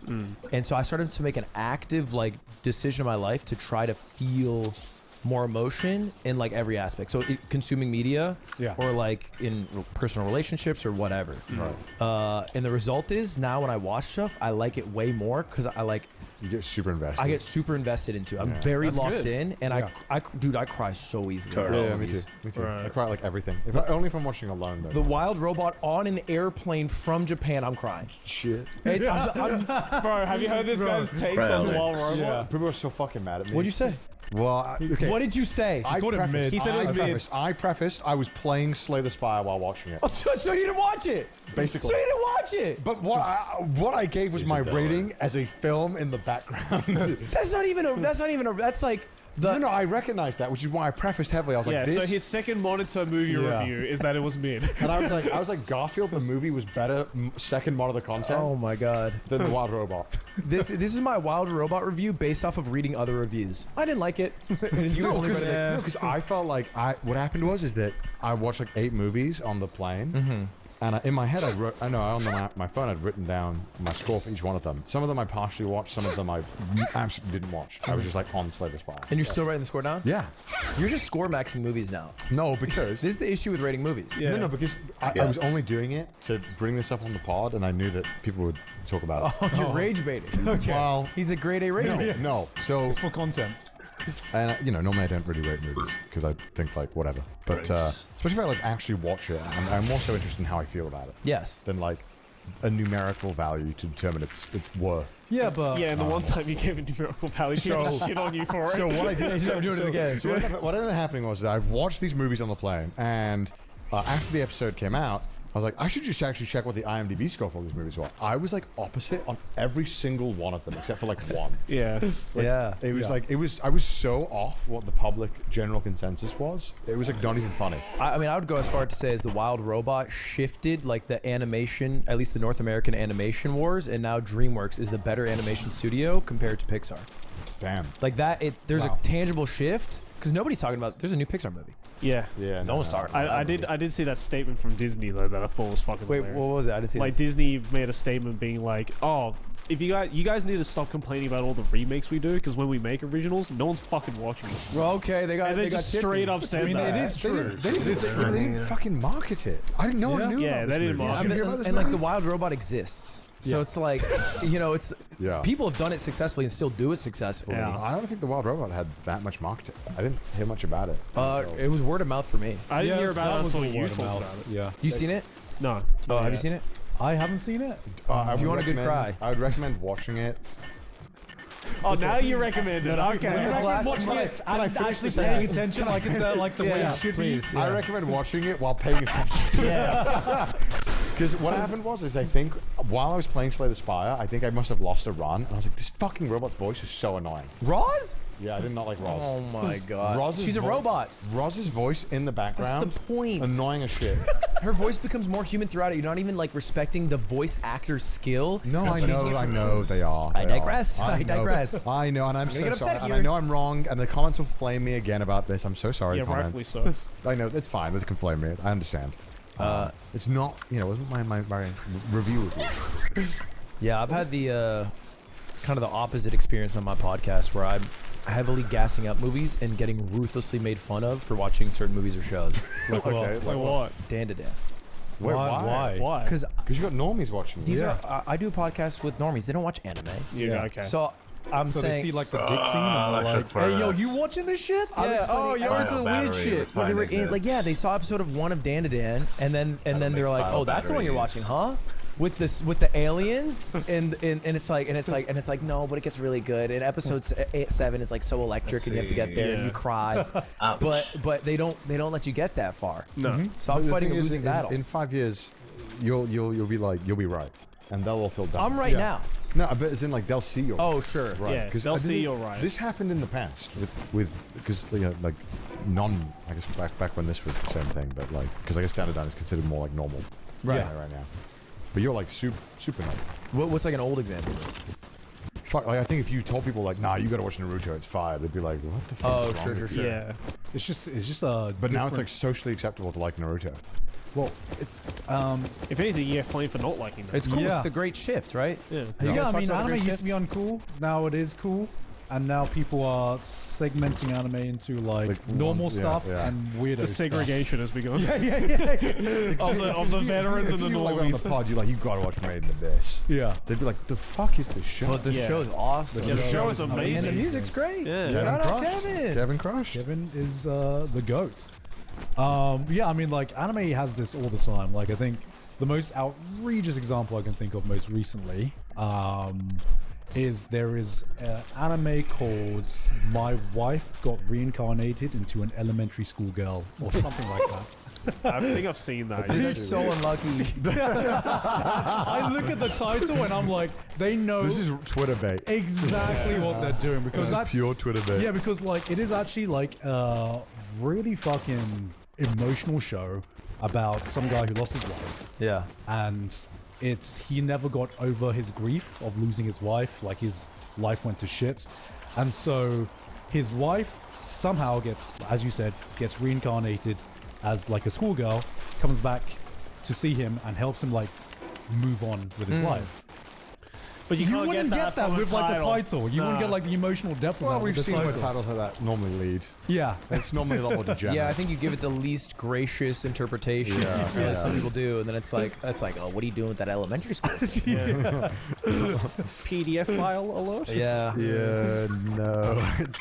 Those titles don't do them any favors. No. But like even something with Down to Down, I'm not even surprised it's gotten as popular as it has because it does have some like really weird scenes. Oh You yeah, know. yeah. I remember we were watching it in December. Oh, yeah. I wanted to show you episode 1, and Maya walked in. God, yeah. Maya walked in literally during that scene where, like, he's like, we want the banana. The alien dick, Yeah, and she was like, what the fuck have you watched? What's wrong with you guys? Like it's fire, trust me. But it's like I don't even have the context to say it's fine because it's like I've watched I'm 13 sitting there. minutes.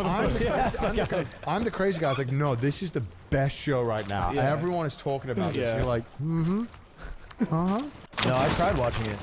Because I watch it, I was doing Peloton every day, and I would watch one episode on the Peloton, and that'd be my day. Yeah. Episode 7, right? Yes, and I'm just on the Peloton, biking my heart out, just tears running through my eyes. I hit a new record that day too. Hell yeah! I'm trying to get him to watch Orb. Oh yeah, you should watch Orb. Or I should watch Orb. Yeah, you I'm should. down to watch John Orb. can better explain this stuff than me. I'm so bad at explaining. Or how did he describe it to you? I don't know. I don't think I really gave it. He didn't. He kind of just like, you should watch Orb. It's about like humanity and stuff. Okay, I did not say that. And I was like, all right. You're like a My Anime list. I love review. my favorite thing now is saying heliocentrism and then having to immediately explain it. But like you probably don't know what that means.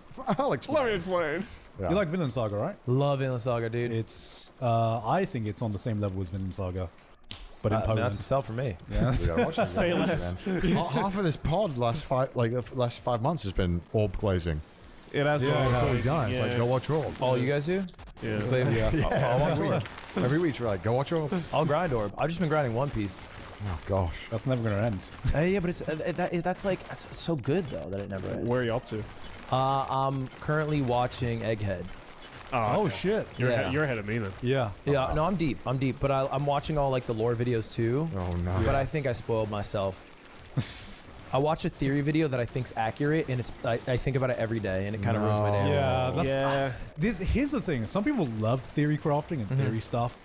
I actively try to like avoid it because I want to be surprised, right? Yeah. Some people love figuring out stuff. Yeah. Yeah. The one time where the one guy accidentally ends up being correct. Yeah. And you're just like, fuck. Well, I think some people are correct because, like in an interview, Oda said he doesn't like theorists because they spoil the fun of the story, and then like, one of I forget who the name it is, but it's like a Japanese YouTuber who's a theorist quit. He like quit the next day. Yeah. He was like, if he says he doesn't like it, I'm out, because all he did was One Piece theories. Yeah. So like presumably like he's saying that because some people are somewhat right. Yeah. You know? And they've been right on previous stuff. So anyway, let's I go. won't spoil you guys, but it was a YouTube short. I didn't mean to watch it. You just spoiled my YouTube. Yes. with an AI voice content. No. Yes. Oh god. Yes. Why did you watch it? The moment I hit AI voice. I watched. Here's what happens at the end of Egghead. No, it was the end of the whole show. I haven't figured that one. No. It's the One Piece. It's trying to figure out what the One Piece is. Right. But it's the friends. So it's a theory. It's a theory. It's not necessarily but it proven makes true. sense. It could be wrong. It just made so much sense. I had a podcast with One Piece YouTuber Ohara, and we were just having a nice talk, and he told me like some of the most most popular theories, and he mentioned one, and I was like, I wish I didn't hear that because that makes way too much sense. Yeah, because I'm like, is it the one I'm thinking of? Probably not. If it's not the One Piece, but it's who's going to end up as the Pirate King. Okay. Ooh. You're like, damn, it makes sense. My gut, I haven't heard a theory. My gut would be Buggy, because that would just make so much sense. Yes, that is? Yes, that was it. Just as like a viewer of it, like that just makes sense because he keeps tripping into roles. Yeah, he should. And I was just like, oh shit. It just would be funny. Yeah, I wish I didn't hear that because now I'm just like, because now I think about it because I'm like, oh. Every time you see Buggy again, you're just like, yeah. To get more coal. There's like a conspiracy theory going around that like the Game of Thrones ending, right, was changed because I was just thinking about that. Because a lot of people seem to think that like George R. R. Martin was reading like all the theories and that he changed it because people were guessing it right. I heard a producer had leaked this. I thought a producer had leaked the theory that George R. R. Martin actually gave the ending to the TV show. Yeah. They made it. He saw the reaction, and now he's trying to change it. Yeah, I heard this too. That's the running theory. Yeah. I don't know if that theory is true. It's probably like just hearsay. Honestly, watching the ending of should I make Thrones, my new I base? have 100% faith that I think it was the original ending. Yeah. But it wasn't like just done badly. I'm sure like if you give the cliff notes about like this character ends up here, this character ends up there, this character ends up there, it all like makes sense, you know. Right. But it's all about the execution. Right. It's wholly irrelevant where they end up if the execution succeeds. I brought it up because I think like, imagine being Oda and you've probably heard every single theory about what could be the ending, and it's probably a bunch of people got it right. It's like, fuck.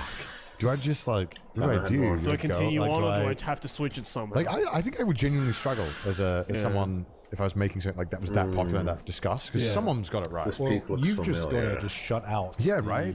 Like crowds, because if you pivot halfway through your story about like after you set up all, all these breadcrumbs, then you're just gonna end up with a shit ending. Yeah, you're just gonna have a shit ending. True. He also I mean, you read like the SBS, like his little notes or whatever that he writes in every volume. He speaks very disassociated from the story. So like, there's a bunch of people who would write in being like, "Please don't kill Ace during the Marineford arc." Like they would write that in. Yeah. And he'd be like, "We'll see what happens." Like it'd be so unfortunate if that happened. Like he'll write as if he's like not the guy deciding it. Yeah. But I think that's almost like a mental thing he probably has to do. It's like the story writes itself. I'm not dictating the story. Yeah. Well, I can actually relate to that a bit, because like you guys know now that I'm doing like my own stuff. And like I've been on both sides of like that kind of line where you hear about something and the author talks about having no control of this certain thing. And I thought that was like fucking ridiculous until I tried writing my own story. And then it was like, well, you have these like characters and you know them so well that they almost become like people, right?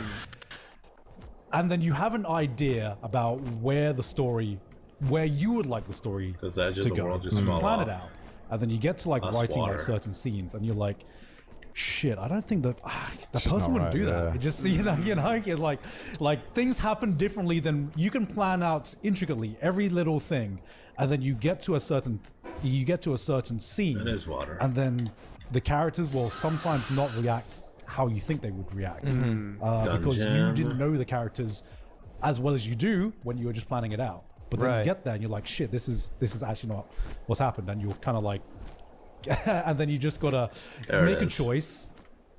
And you see this a lot of TV shows. You gotta make a choice whether you continue having the character act in the way you think they would act, or you have them act in a way that is beneficial to the story. And did you talk a lot about the show in the last episode? No. Okay, can we talk about it? When is this episode coming out? It's like August or something. Late August. It doesn't be spoilers for the show. Okay, sure. I'm actually mostly just curious about, because I didn't realize how much you were writing. Yeah, like you must be writing so much. Well, this is He is.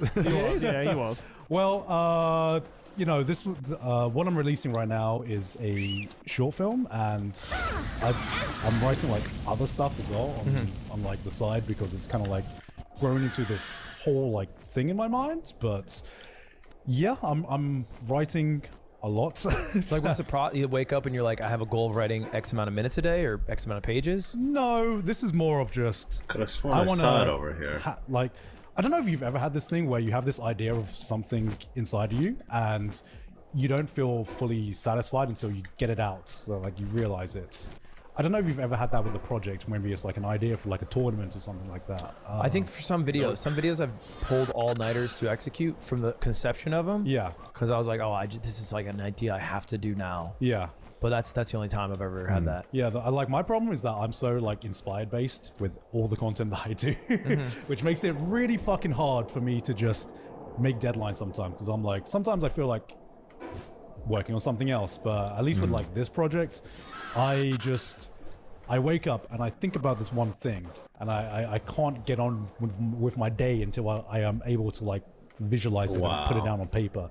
And then after I put it down on paper, I'm like, finally, I can move on to this. I can get back with my life. Did you take a class, or you just like writing? I used the same kind of approach that I did with making YouTube videos, which is just doing it.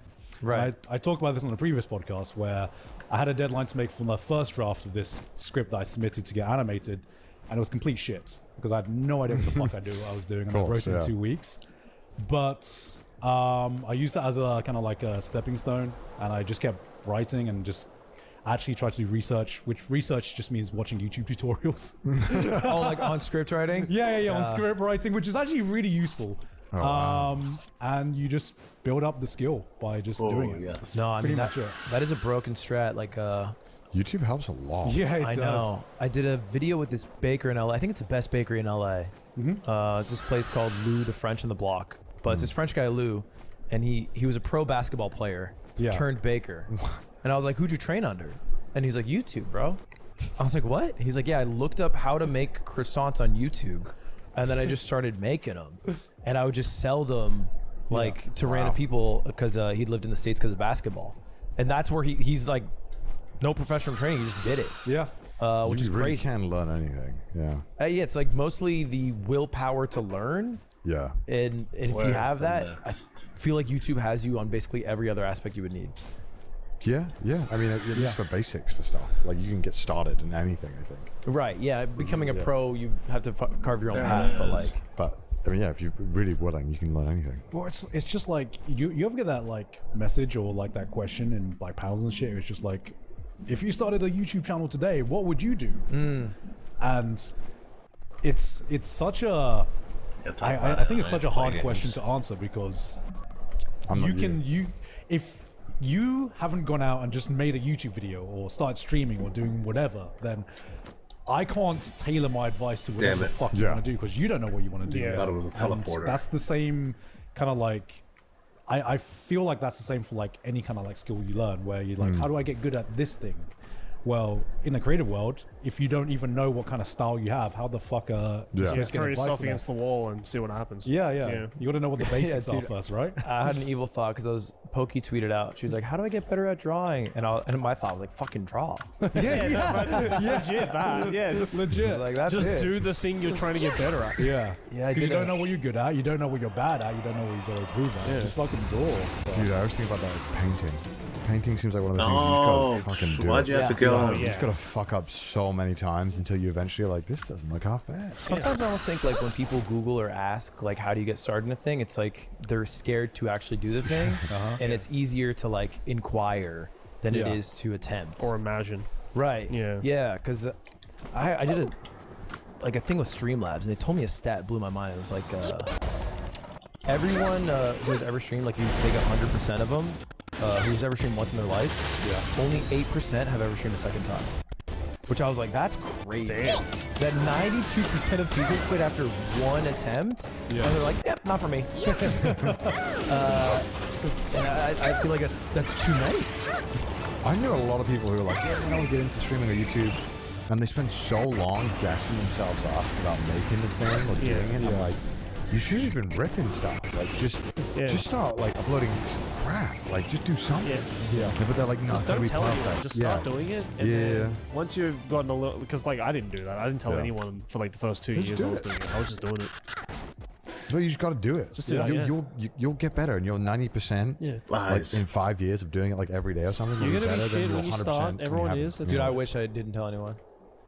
I told all my friends. Tell me. Really? I told all my friends, and then they watched my videos, and they're like, "Dude, this is ass." I was like, "That's fair." How It did is. you improve? No, I quit. I quit for 6 years, but then I got better. Oh no! Wait, you quit for 6 years? Yeah, my first video was when I was 16, and I've talked about it before, but it's like I made a YouTube channel called The Zany Sidekick, which that's an ass there. I would have bullied you. Well, I called myself the sidekick because I would start every video with "What's up, heroes?" Bro, because the viewers are the heroes. Dude, and I was 16. We didn't bring that back. Shit. And I picked the word zany because I did a adjective randomizer. Dude. And it came up with zany, and I didn't know what it meant. That is a zany choice. Yeah, it was wacky. It was a wacky zany choice. And I was 16. I made a video, and the video is called "Starting Off Right," and I only turned right in Call of Duty, and I tried to win a free-for-all game only turning right because we were starting off the right That's foot. like a fun idea. That's a cool idea. Did it work? No, I showed it to my like 7 friends, and they're all like, "Yeah, this is like embarrassing." You at the end of the video, I roared, and then I put up a picture of a tiger, and they were like, "Yeah, that was all weird. It was all uncomfortable to watch generally." And so then, I quit for 6 years and pursued journalism instead. Has YouTube grown out of the phase of having to name your fan base? Yeah. I fucking hope so. Twitch is deep in it. Really? Twitch is deeper than ever. Yeah. I think because Twitter communities. Right. You name your Twitter community, so everyone has like a here? separate name for that, and that then transfers to the Twitch community. But if for YouTube, it's like. Because you're talking to them, and you were like putting the name on them. It's a little weirder. Yeah. Do you have a name for your fan base? 60. Yeah. What up? Well, it used to be the Ludwigers, and then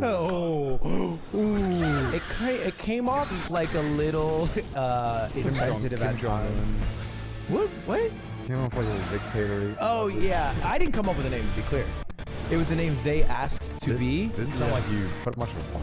Well, I did. I said we're gonna switch. I said, hey guys, this could lead people to think of other terms. Yeah, no. What if we considered mudbuds? Well, don't say it again. Oh. You said it out loud. Oh, now he gets it. Oh, now he gets I it. didn't understand. Oh yeah, No, we all got it first time. It's funny he didn't get it, and he was still like, oh. I didn't get that. Yeah, no, it's bad. Okay, Yeah, that's pretty bad. people still type it sometimes. Yeah, but now we're the Ludbuds. But even that's like, I'm 30. What's up, Ludbuds? Yeah, right. I've never started a video like that. I never will. Have you ever had a fan interaction where they refer to themselves as a Ludbud? Fine. Online, yes, but no one's ever been like, I'm a Ludbud. Damn, No one's ever come up to me and being like, yo, I'm a tier 3 Ludbud. No, I don't know if I. Oh, Ludwig's audience, you know what to do next. No, please don't. I had one. I copied PewDiePie for like a month because he had this rule back in the day where you had to know his code word to get a photo with him. Okay. Yeah. Should have stayed above the. I copied that, and I had a code phrase you had to tell me to get a photo with me, and it was only ever used one time, and it was at Disney with my girlfriend's family, and the phrase was, "You look really good today, no cap, on a sack, for real, on God." Because I don't know why. I don't know why I made that the phrase. It's just the worst phrase of all time that this kid comes up to me. The devil just overcame you for a split second. Yes. It's like, say this bullshit. And this like 17-year-old kid comes up to me and the family's all there and he goes, you look really good today, no cap, on a stack. And I was like, stop, please stop. I'll take a picture. I'll do whatever you want. We can hang out for the rest of the day. We'll please take stop videos. Oh my God. And I got rid of that rule really Wish I quickly caught because it. that was horrible experience for me. Yeah. I've done the thing where I'm like, name a video, and they're like, You hit them with the name of a woman. I and did. they panicked. I did. Yeah. Well, yeah, I did that, and then they named a Joey video. I was like, I'm not taking a picture with you. Yeah, that happened at the Mr. Beast shoot I did. That it was like the 50 YouTubers in a box. Oh yeah. And they brought out your biggest fans, and you could shoot a basketball shot to win them a Tesla. And so the Ludwig fan comes out, and I go, name a video, and he was like, the subathon. I was like, that's not a video. Name one video. He's like, go for the shot. I was like, no, you can't even name one video. They couldn't find one Ludwig. They couldn't pull one. They couldn't find a single Ludwig fan in North Carolina. Not in the whole state of North Carolina. Yeah, you'd have to go to like Vermont for that. Oh. They couldn't ship them down from New Hampshire? No. Too much fent up there. They didn't want to bring it out. That's ridiculous. Yeah. So how's it motorbiking across Japan? Oh yeah. Where are they here? Dude. I think I'll die, and that'll be a top 5 experience of my life. Yeah. They look like it. I think about it every day, about how how much fun it was to wake up knowing the only thing I had to do was hang out with my bud Michael, hop on a motorcycle, and drive. Yeah. And I never had to worry about like my phone or like work or anything. Yeah. It made life so simple. And also it was beautiful. Yeah. Like the entire trip. You went through some really nice routes. Yeah, like I think by accident, but then it also turned out to be like kind of funny too because I made up an entire island, Miyazaki Island, which just doesn't exist, I guess. That is a prefecture. Yeah, there are thousands of islands, so maybe there's one. Maybe there is a Miyazaki probably Island. one. Well, what's the big island? Shikoku, is that it? Yeah, Shikoku. And Miyazaki's in Shikoku? He's talking about Shikoku. Okay. Well, Miyazaki's in Kyushu. But Kyushu. Oh yeah. He was trying to go from Kyushu to Shikoku. So what happened is I was trying to go from the south tip to the north tip, and we started in Kyushu, and then I knew Shikoku. Shikoku. Oh, Wakarimasa. Yeah. So I knew Shikoku, and but I thought it was called Miyazaki. I was just like convinced about it. Right. And I told Michael before we ever got to the city of Miyazaki that it was called Miyazaki. So then when we get to the city of Miyazaki that's in Kyushu, I'm like, buddy, we made it. And I realized only on hindsight, the only reason I did that is because I'm realizing a lot of bad things in my life are from YouTube shorts. I watched a YouTube short about the bathhouse that inspired Spirited Away. Yeah. From Hayao Miyazaki that was in Shikoku. Yeah. And I conflated Hayao Miyazaki with Shikoku, so that was a little dumb. Which bathhouse is that? It's the one in Tokushima, I think. I couldn't tell you. It's in Shikoku though. I know which one it is. It is in Shikoku, it's right? In Shikoku. I think it's in Tokushima or Kochi, whichever one it was. It is supposed to be breathtaking. And I thought we were going to go. Yeah. But we never went. But yeah, it was awesome. The ferries are cool. Ferries are cool. Yeah. Food's not so great on them though. No, the food's awesome. What? Most of them was terrible. We had food on the, it was the ferry from... We literally went on the same ferry, the Tomakomai to Thingy ferry was terrible. The Toyo ferry had a literal, like, cafe where I had like, katsu curry. It was insane.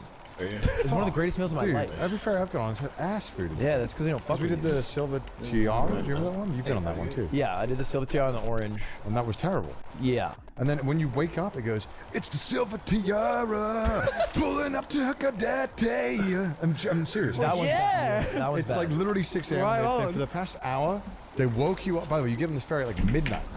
And then they start, they're still going on the Tannoy until 1 a.m. And then at 5 a.m. they start going, unten suru ne, ikimasu. Like telling the truck people to go and shit. And then right as they're done with the final things, after an hour of Tannoy shit, they go, "It's the Silver Ferry. It's just the best fucking ferry." It is the best fucking ferry. Yeah, that's fast. Yeah, ferries are a must-see in Japan. They're fun. The worst part about Tip to Tip is that I don't know how I'll follow it up.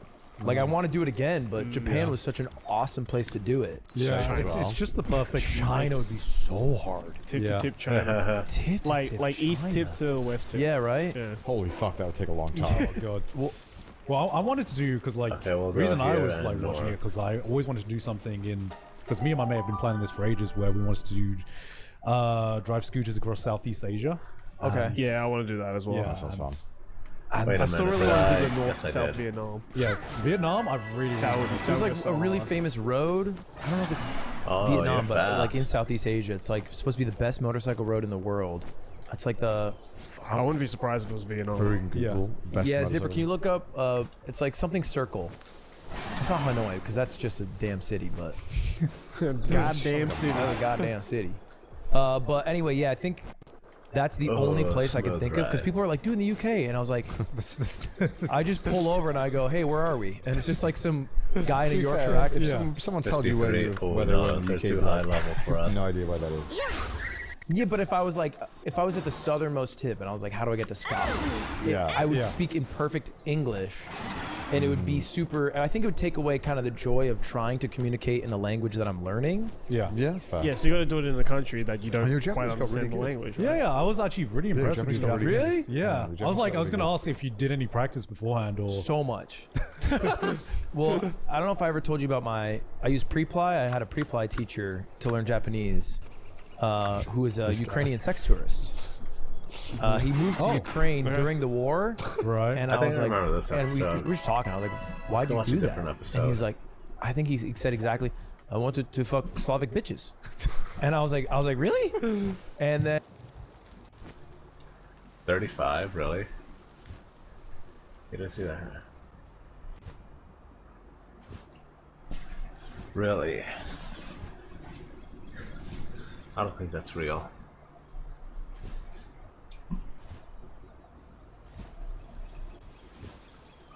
Halo remake? Is it coming? Oh, cool.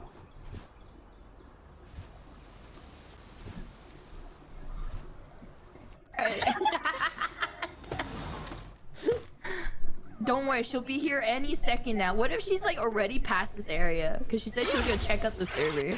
What if she spawns like? What if she's like tryharded or something? She has like a face already. She gets worried. Where are the girls?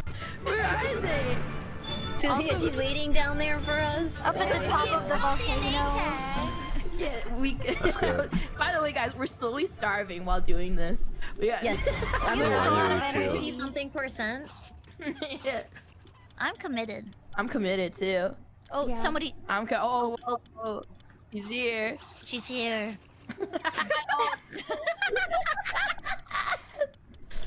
I hear I'm out of food. right now. Guess I need to go harvest them.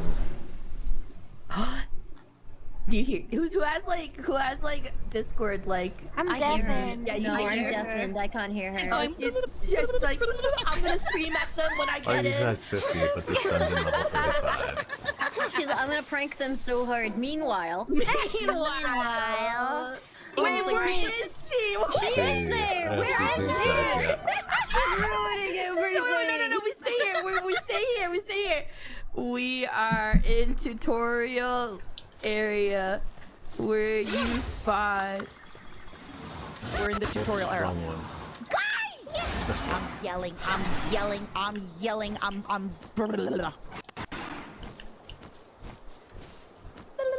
What the frick, everybody?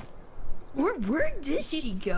She's fucking doing Lincoln the I Miss You song. Where are you? Where are you? And I'm so sorry. Oh, she's unmuted. She has to turn on her song. She has to. Okay, yeah, ready? 3, 2, 1, go.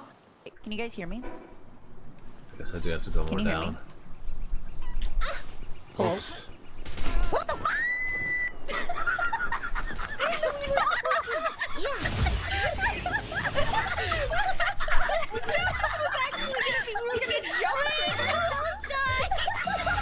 Oh my.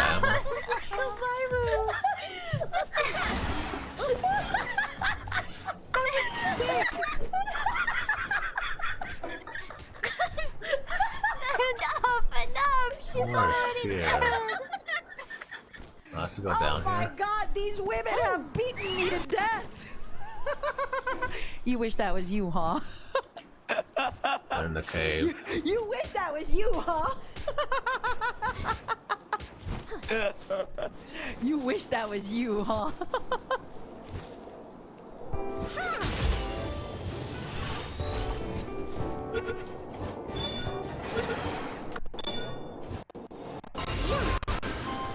Oh, nice.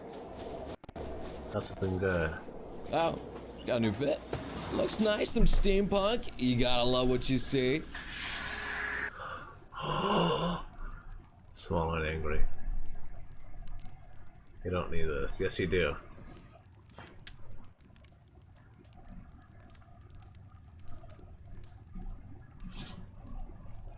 Bubble me survived. Why?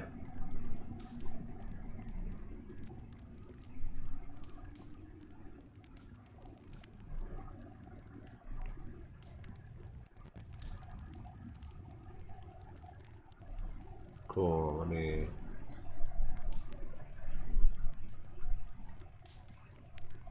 Oh, VTuber, yes. No, not aggressive! I forgot! Please! Stop! I need a harvest items. Oh my god! Darn it! No, please don't kill me! Please don't kill me! Please don't kill me! Stop! There, go! Idiot! Oh my god, please don't. I don't want to die again. Please, I don't want to die again. No, I'm gonna die. Oh, whoa! Ah! I'm so underleveled. And we go again. The time is finally here. Palworld 1.0 has dropped, so come along with me while I experience 1.0 for the first time. 1.0 adds many new features to make your time on Pal.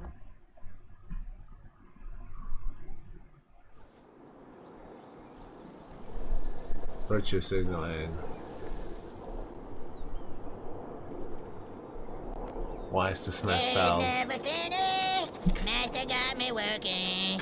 Someday Master set me free. Hold up, free? Who am I? Can't talk about freedom. Monkey! The random hands don't lie. Can I That's the beat truth. the Nova? Come here, boy. I'm gonna give you some freedom. I'm just giving you what you asked for. I'm just giving you what you asked for. I'm just giving you what you asked for. There's your freedom, you damn dirty ape. Voice, stop abusing the pals. I ain't abused nobody. I kill and enslave randomly. There is no suffering because by the time they complain, they dead. Some of these pals stand on 2 legs just like you. It's like you're killing your own kind. Man, I don't know these people. What? I can eat everybody here and all I would feel is gas. Yes. Maybe have an upset stomach with diarrhea. Yay, Pepto-Bismol! What the f was that? It's what happens when you say anything related to gas in this channel. Just ignore it. Okay, well anyways, pals are supposed to be your buddies. They can also act as companions, mountable vehicles, base laborers, and combat allies. Yeah, so slaves, gotcha. No, not slavery. Slavery is wrong. In America and some other places in the world, but not here. Palworld Island is apparently in the south, the deep south. I think it'd be faster to yeah, go for some reason I like to go too far down south. The dogs chase me and say words that would even offend the gamer in the Call of Duty lobby. Voice is horrible. I still smash the wives though. You're a monster. No wonder they hate you. Oh, look who's being racist now. Must be okay when you do it, huh? White cat. I'm black on the inside, you bastard. You know what? I'm not even gonna let you get to me. Okay, I'm just gonna start the video as you should. With or without you, punk. Let it go. I'll see y'all a few moments later. Your hat's stupid. You son of a... A few moments later. For this video, we're gonna answer the question. Is it wise to smash a pal? And no, I'm not talking about your friend, your dog, or your sock. I'm talking about these mysterious creatures you can collect in the game called Palworld. Now to answer this question, we're gonna be listing the pros and the cons of the pals in this universe. Not really separately, but in general. For instance, one pro is that these pals are basically your slaves. Yeah. They can befriend, train, ride, breed, and even force them to work in factories, which is kind of sad, really. Only for them, Knight. Only for them. Hey, what the press up! Wake your ass up! You can sleep when you're dead, and you die when I tell you to die. Now get back in the fields. Get back in the fields is crazy. Anyway, viewers, I'll start from the top with every pal's biggest con. And that con is, obviously, that they are basically the animals of the Palworld Islands. So, still would. What? They wouldn't even be looking at this video if they didn't find at least one of them attractive. Look at them. They're just like me. I guarantee you a good handful of them would smash segment. And what exactly is wrong with wanting to smash a fictional creature in the first place? I'm a fictional creature. Do I not deserve love, Knight? Huh? Yeah, no, Can I bow out? Speak words, mother. Anyways, Palworld Island is home to over 280 species of pals, including specialized legendaries and regional variants. So just like there's humanoid pals that stand on 2 legs, there's also pals that look like cows and sheep and frogs. You didn't say we had to like all of them. Yes, but a pal is a pal. And we have to think for a second. Even with the humanoid ones, would it be ethically right or morally right to smash? Better question. Who's gonna stop us, Knight? There are no laws against the pals out here in the wilderness. Yeah, I'll stop it right there. Because there are literally groups that look down on abusive behavior with the pals in this universe. Name one. Alright, on the Palworld Islands, there's 9 primary faction leaders that reside in their respective syndicate or faction tower. And each of these leaders, along with each of their factions, have their own beliefs centered around pals. For instance, the organization led by Lily Everhart, called the Free Pal Alliance, is an organization that champions freedom and ethical treatment of pals. They oppose the exploitation and misuse of pals for profit or unethical research, and they advocate for harmonious coexistence between humans and pals. But their hostile nature towards outsiders and even wild pals suggests a deep-seated hypocrisy present within the faction at large. Meaning, viewers, if we were looking at this realistically, that this group would be one of the main ones that will stop you from doing whatever you want with your pal, or if the pal consents. But you... Voice! Get away from Lavander! Hey, she came to me! Now, there are other factions in this game that can be a problem for you, viewer. Zoe Rain's faction, called the Rain Syndicate, is a hostile criminal gang known for pal poaching, forced labor, and armed territorial control. They have guns and weaponry, and they operate in numerous camps and bases across the Palworld Islands. And they're usually the first enemy faction the player, meaning you, would come across. And I have to mention, another con is on these islands, some pals will act aggressive and attack you on sight. So literally, on this island, you have to watch out for humans with guns and pals. Now another con is the Palworld Islands itself. According to the in-game lore and some of the in-game journals, like journals from the Castaway, these journals imply that Palworld Islands are isolated from the rest of the world and are heavily shrouded in mysterious, unrelenting fog. And while NPCs and records suggest that people can approach the islands, getting out successfully to return to the outside world is generally presented as a massive, near impossible challenge. Meaning, viewers, once you're on this island, you're stuck. And I have to mention, in one of the Castaway's journals, the Castaway stated that every attempt to sail away from the islands just leads you into a deeper, disorientating fog, or it results in your ship being violently destroyed by an unknown entity. Plus, once you're knocked off your boat, you wake up on the island with amnesia. And if it's anything like how you start the game, you wake up practically half naked in the wilderness. And let me tell you, this environment without any of your gear or pals will suck. In fact, without any gear, it gets so cold at night that it literally causes you physical damage. And on some days, it can get hot enough in some areas to cause you physical damage. And to make things even worse, meteorites can fall randomly near your current character's location, anywhere across the main Palworld Islands. In fact, I think Voice saw one once. I didn't see one, I was exploring, and then all of a sudden an icon popped up above my head saying something about a meteorite. Now I heard a noise, and the ground started shaking, so I did the black thing, and turned my happy ass back around and ran. So I didn't really see anything. The universe gave me a sign of danger, and I ran out of there faster than a black man running from the police. Very helpful voice. Anyway, from what I read, meteorites can range from the size of pebbles to massive multi-ton boulders. And the meteorites in the game strictly don't drop in starter zones or wildlife sanctuaries. And when the meteorite is about to drop, you'll receive an audio cue and a red alert banner and a map marker indicating where it crashed. And game-wise, a meteorite drops once every 3 hours of continuous, real-world gameplay. This is actually insane and scary dangerous. If you were to tell me that I could go on an island where meteorites were dropping every 3 hours, I would tell you, you can go there by yourself. Because the blackness in me says hell no. Now there's some more good things about these meteorites. When they crash land, they do drop new items and apparently new pals, or more or less from what I read, space-themed pals. And even though that's good, that still doesn't take away from the fact that these are meteorites crashing down constantly on islands you can't escape from. Now with that being said, moving on. Now a major pro for the pals is that they can do different types of labor. And there are 12 types of pal labor in the game. Kindling, watering, planting, generating electricity, handiwork, gathering, lumbering, mining, medicine production, cooling, transportation, and farming. And every pal has different suitabilities that dictate exactly what tasks they can perform and how efficiently they can perform them. Which means it will benefit you to have a lot of them, or in this case, a hero. But now, a pro/con would be the pal spheres. These are the items you can use to capture the pals, and honestly, the people too.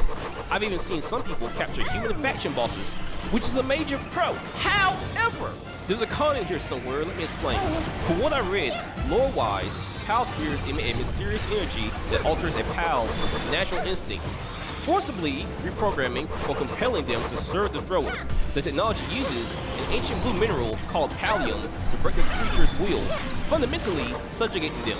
Now this ability of the pal spheres is proven even further when you look into memos found in-game, specifically the writings of the tower boss Lily Everheart. To this character, using pal spheres to force a pal into obedience is in her eyes the greatest stain in the history of civilization, because she believes the spheres exploit and enslave pals, and she can't see the relationship between humans and pals as anything more than master and slave when they are used. Now, to get to my main point, pal spheres technically, by this logic, do technically mind control the pals, making them do whatever you want. And this is a pro. But, as I've already mentioned, they can also do the same things to humans and even main characters in the game. And, to make things even worse, you can make these spheres pretty easily. Plus, you can find them around the island almost really anywhere. Now, when I found out all these details, it had me thinking, what if another human was to use a pal sphere on you? Or more or less, what if a pal was smart enough to use a pal sphere on you? Looking at this realistically, if a pal sphere was thrown at you and you were caught, would you not then be enslaved and forced to do the thrower's bidding until you died? From what I looked up, I would say all the evidence points to yes, that could theoretically very well happen. And while pals are not known to use pal spheres to capture anybody, they are smart enough to use guns and to do manual labor. And, just to throw in another big con, I found evidence that pals may be closer to that of humans than we think. Let him cook! The Pal Robin Quill's Pal deck explicitly hints at a human origin. Now, just so you know, this is a humanoid pal. And as Pal deck states, and I quote, a pal that is very similar to humans who hunt and live in the forest. It may prove to be the key for understanding what pals are and how they diverged from humans so long ago. Now read that statement again if you want, but this text definitely suggests that humans and pals may have shared a common ancestor in the past, and that pals may have diverged from humans in a distant past. The word diverge means to move or branch out in different directions from a single starting point, or at the very least that's one of the meanings. But still, this means that it is very possible that these pals are just evolved or experimented on humans. Now, I must state that this is a famous theory and it's not concrete just yet. This is some solid evidence for what I'm saying though. And it could mean that theoretically, if you think about it like this, pals are not animals at all. They're evolved humans, some more or less, and doing the nasty with them should not be looked down upon. Because technically, they are the same blood. You know, more or less, game logic. Now, I consider that a pro, but as I kept looking into this, I found a con. Apparently, humans could be required to make new pals, which theoretically could mean for the player. I'm in danger. Now, I found this out by reading about Victor Ashford, the leader of the Pal Genetic Research Unit. He's also one of the main bosses in the game, and his pal is Shadowbeak. Now, in one of his journals, It's revealed that he uses living pals to create artificial ones. But for a while, a lot of these projects weren't going as planned. Many of the pals he created wouldn't last very long, until he created Shadowbeak. Now, after he created Shadowbeak, he mentioned the disappearance of his lab assistant, Alex. Now, it's a small detail, but it's a detail no less. All of a sudden, his lab assistant is gone, and Shadowbeak exists. Now, I'm not the smartest person in the world, but I have a great amount of common sense. And my senses tell me this is sus! This is too oddly convenient, especially due to the fact that Victor Ashford cannot recreate this process. Or more or less, he cannot create another Shadowbeak.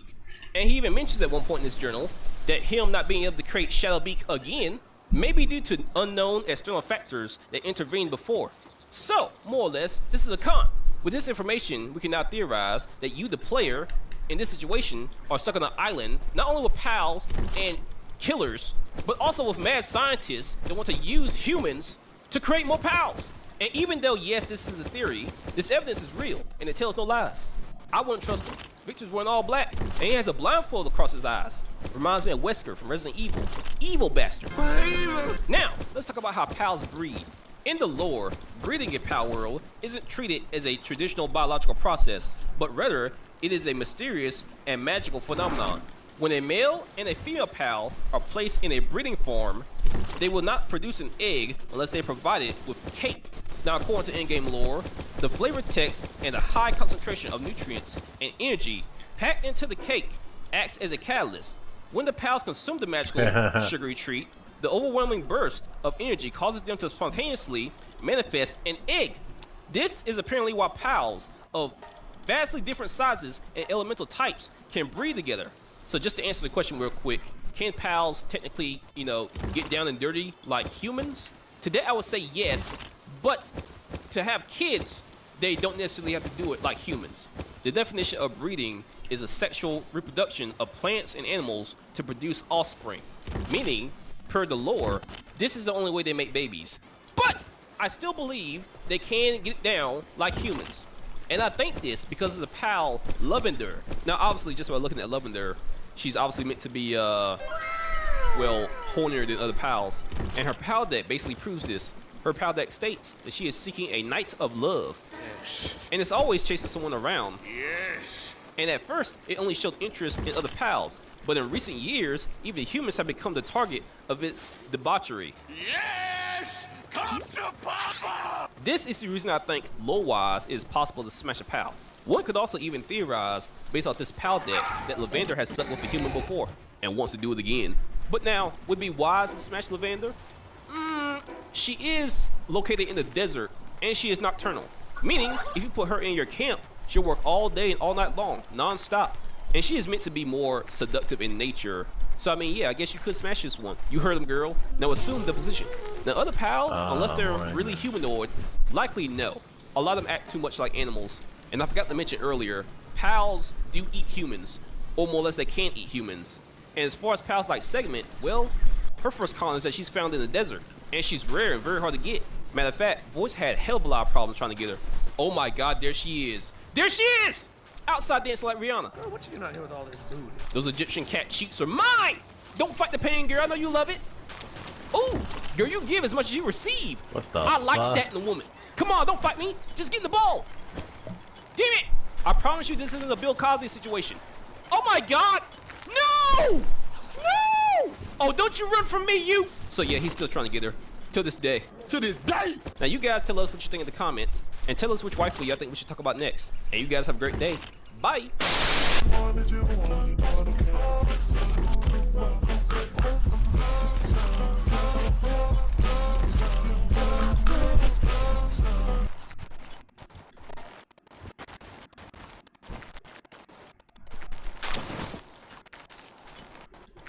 No idea what this game is at all. Whoa, chicken.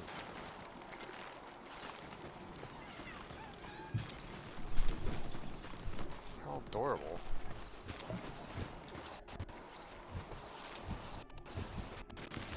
Okay. The towers are the key. The tree holds the truth. Interesting. Alright. Oh, hey, is that me? Interesting. Please tell me. Oh, No, okay, it's not me. Oh yeah, everyone sounds a lot smoother than before. Whoa. Wow. Wow. I don't remember this game being as fleshed out as it was. Wow, cool. Cool. My intrigue has peaked. Okay. Unlock fast travel. Okay, technology point. What does that do? Who's this guy? How materials. You shipwrecked? It's been a while since I've seen anyone who wasn't reeking of pow. What? I was part of a scouting party tasked to bringing back information about this unknown island to our homeland. This island is hell on earth. Everyone else is already gone, all of them snuffed out by the ferocious pals. Hey you, hand me that device you have over there. You hand her your device, she quickly gets to work. What does that mean? What do you do? There, I've installed the survival guard for you. It's the fruit of our literal blood, sweat, and tears. If it helps even one person, then, well, our sacrifices wouldn't have been for nothing. There have been more than a few entries in there. They're all for survival here, so try to make good use of them while you can. Once you've gotten the Crossbreeding, Mr. Bean. Palworld episode 5, sure.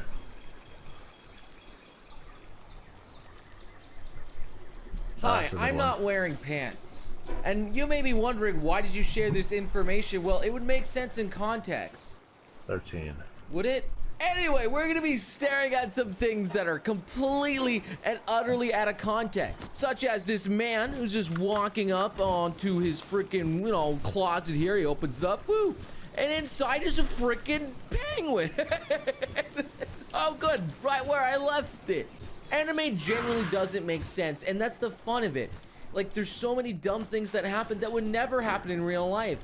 Such as, like, an alien princess coming down into your room and saying that she loves you. Or perhaps you getting a giant mecha. Or perhaps a girl that actually shares affection for you. See, these are just make-believe things.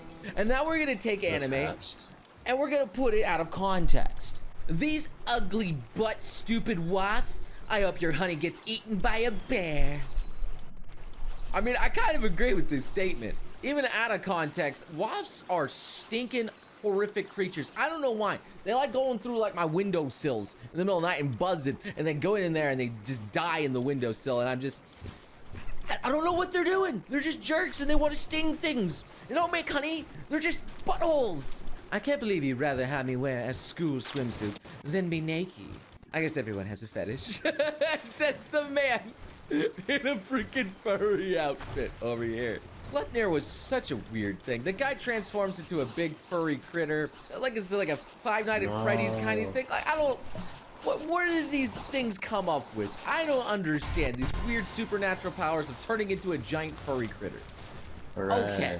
What are you running? She's gonna stab you with it. Why are you running?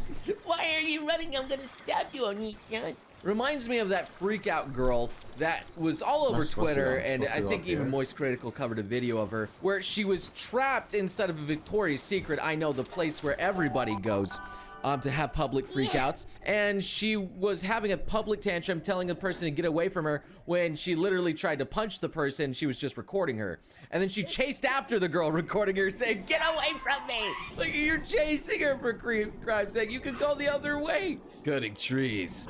$6 a month. The kidney I sold the other day was 1.2 mil.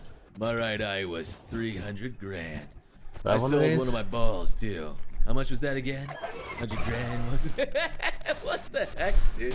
Don't sell your balls, kids. The eyeball, replaceable, but the ball's definitely more important. Okay, man, what's it? If you can't nut, what's the point of living anymore? Why don't we try making a baby again? I honestly, Dragon Maid, what? I know I'm falling with the current season here, and the fact that Kobayashi got, well, let's just say she transformed into a What's male. this? So she's got the equipment to get that done now. But man, out of context, this. Rick, why? Why isn't there a club that's a harem full of beautiful high school girls just for me?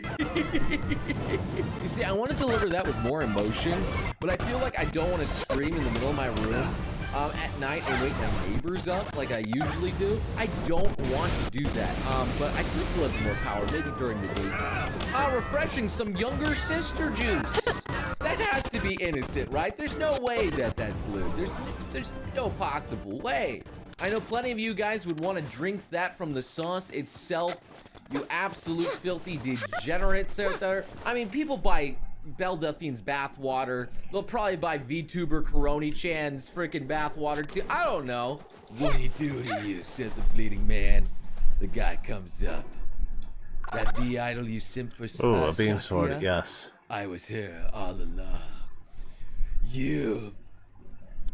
Yeah. The ultimate betrayal. The woman I loved and admired, the duty wife, was a man all along. Oh no. If there's one thing that taught me well, it was VR chat. You assume everything's a male in there because everything likely is a male in there. Taiyaki, it's so good, says Elma as she's eating it. And then just gets punched in the face. Literally this here right after that. Oh boy. Can you just imagine you're strolling down the street having a good time and then someone just punches you in the face? But I'll pass on your bodily fluids and cookies. I'm sorry there, Echidna. Not today. But thank you though for the offer. Only in anime is it considered a normal thing for you to drink bodily fluids. I don't recommend it.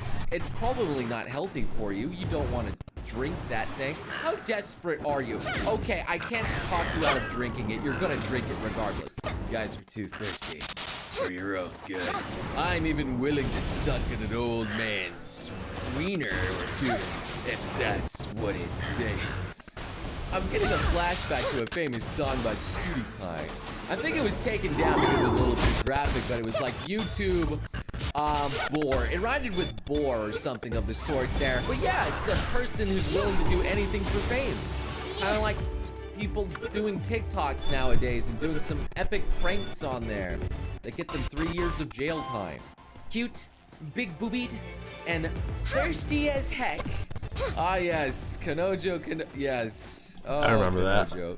That anime is so cringe. Oh my god. I watched it with Ashley. The guy did Aho Girl, and it's funny, and the poses that they do it, they're over the top and other things like that. That's his style.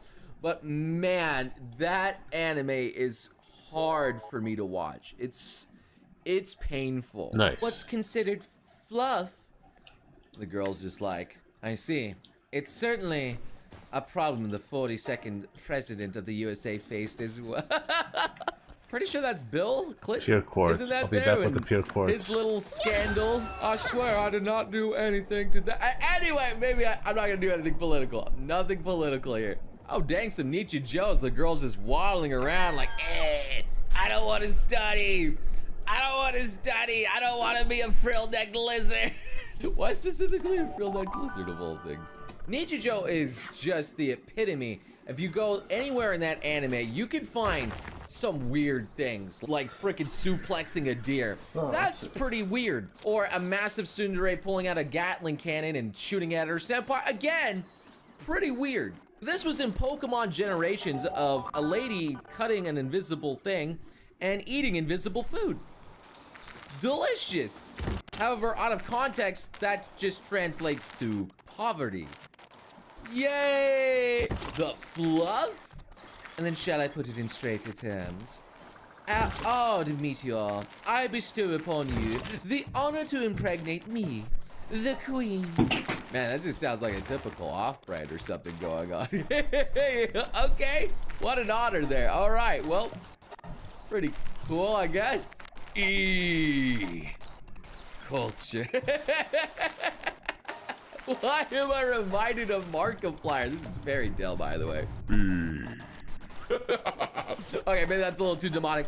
But yeah, I'm just reminded of B or E or I don't know. It's just a weird meme. I don't know why. I don't know why. I apologize for making you sick. Don't worry about that.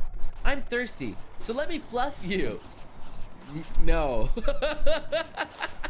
Look, man, the worst time to actually do anything related to fluff is when you're sick, man. Your body temperature is already burning through the roof. You don't want to make yourself burn up into a blazing inferno and boil your blood.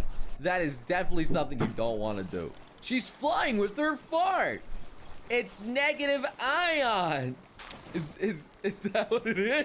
Negative ions flying with your fart? Okay. Again, I think I've had a picture of me in the past where I was drawn as a magical girl, and I wish that if I was a magical girl, my superpower would be flying through the sky with my magical rainbow farts. And, you know, that'd be good. I'd like to be Nyan Cat, pretty much, in a sense. Ah, yes, Kogias with the Pizza Hut in the background and Cheese Coon.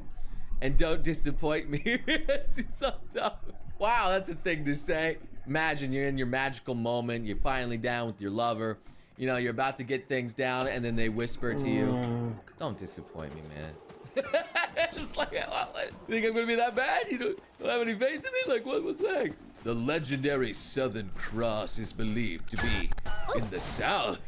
But who would have thought of that? Where are you? The archer class is made up of archers. I don't know what to say here. Wow. Who would have thought that something that's called the Southern Cross is in the South? Wow. And that's why, Eve, come. Go do it. Manifest as she touches her, and she turns into a chainsaw country magical girl? What the actual heck there? But sheesh. I mean, I don't know how I feel about a cute magical busty girl coming at me with the chainsaw, but I mean, if she looking that nice, I'll be running just a little bit slower than usual. I'll be like, okay, oh sheesh, don't get me, okay. I'm Mr. Poop, and I'm right behind you. What on earth even what is this? Never would I want to be stalked by a vile Mr. Poop. Mr. Hey, get a Christmas Poop. He loves me and alright, yeah, dude, that alone gave me nightmares there. Anyway, we've taken anime completely out of context, but maybe you guys want to take some more anime out of context, and you can watch some more videos from me. Or you can subscribe and take me out of context. Or, you know, maybe like the video. That'd be cool. Anyway, I'll see you beautiful sons and once again next time. Crazy mother.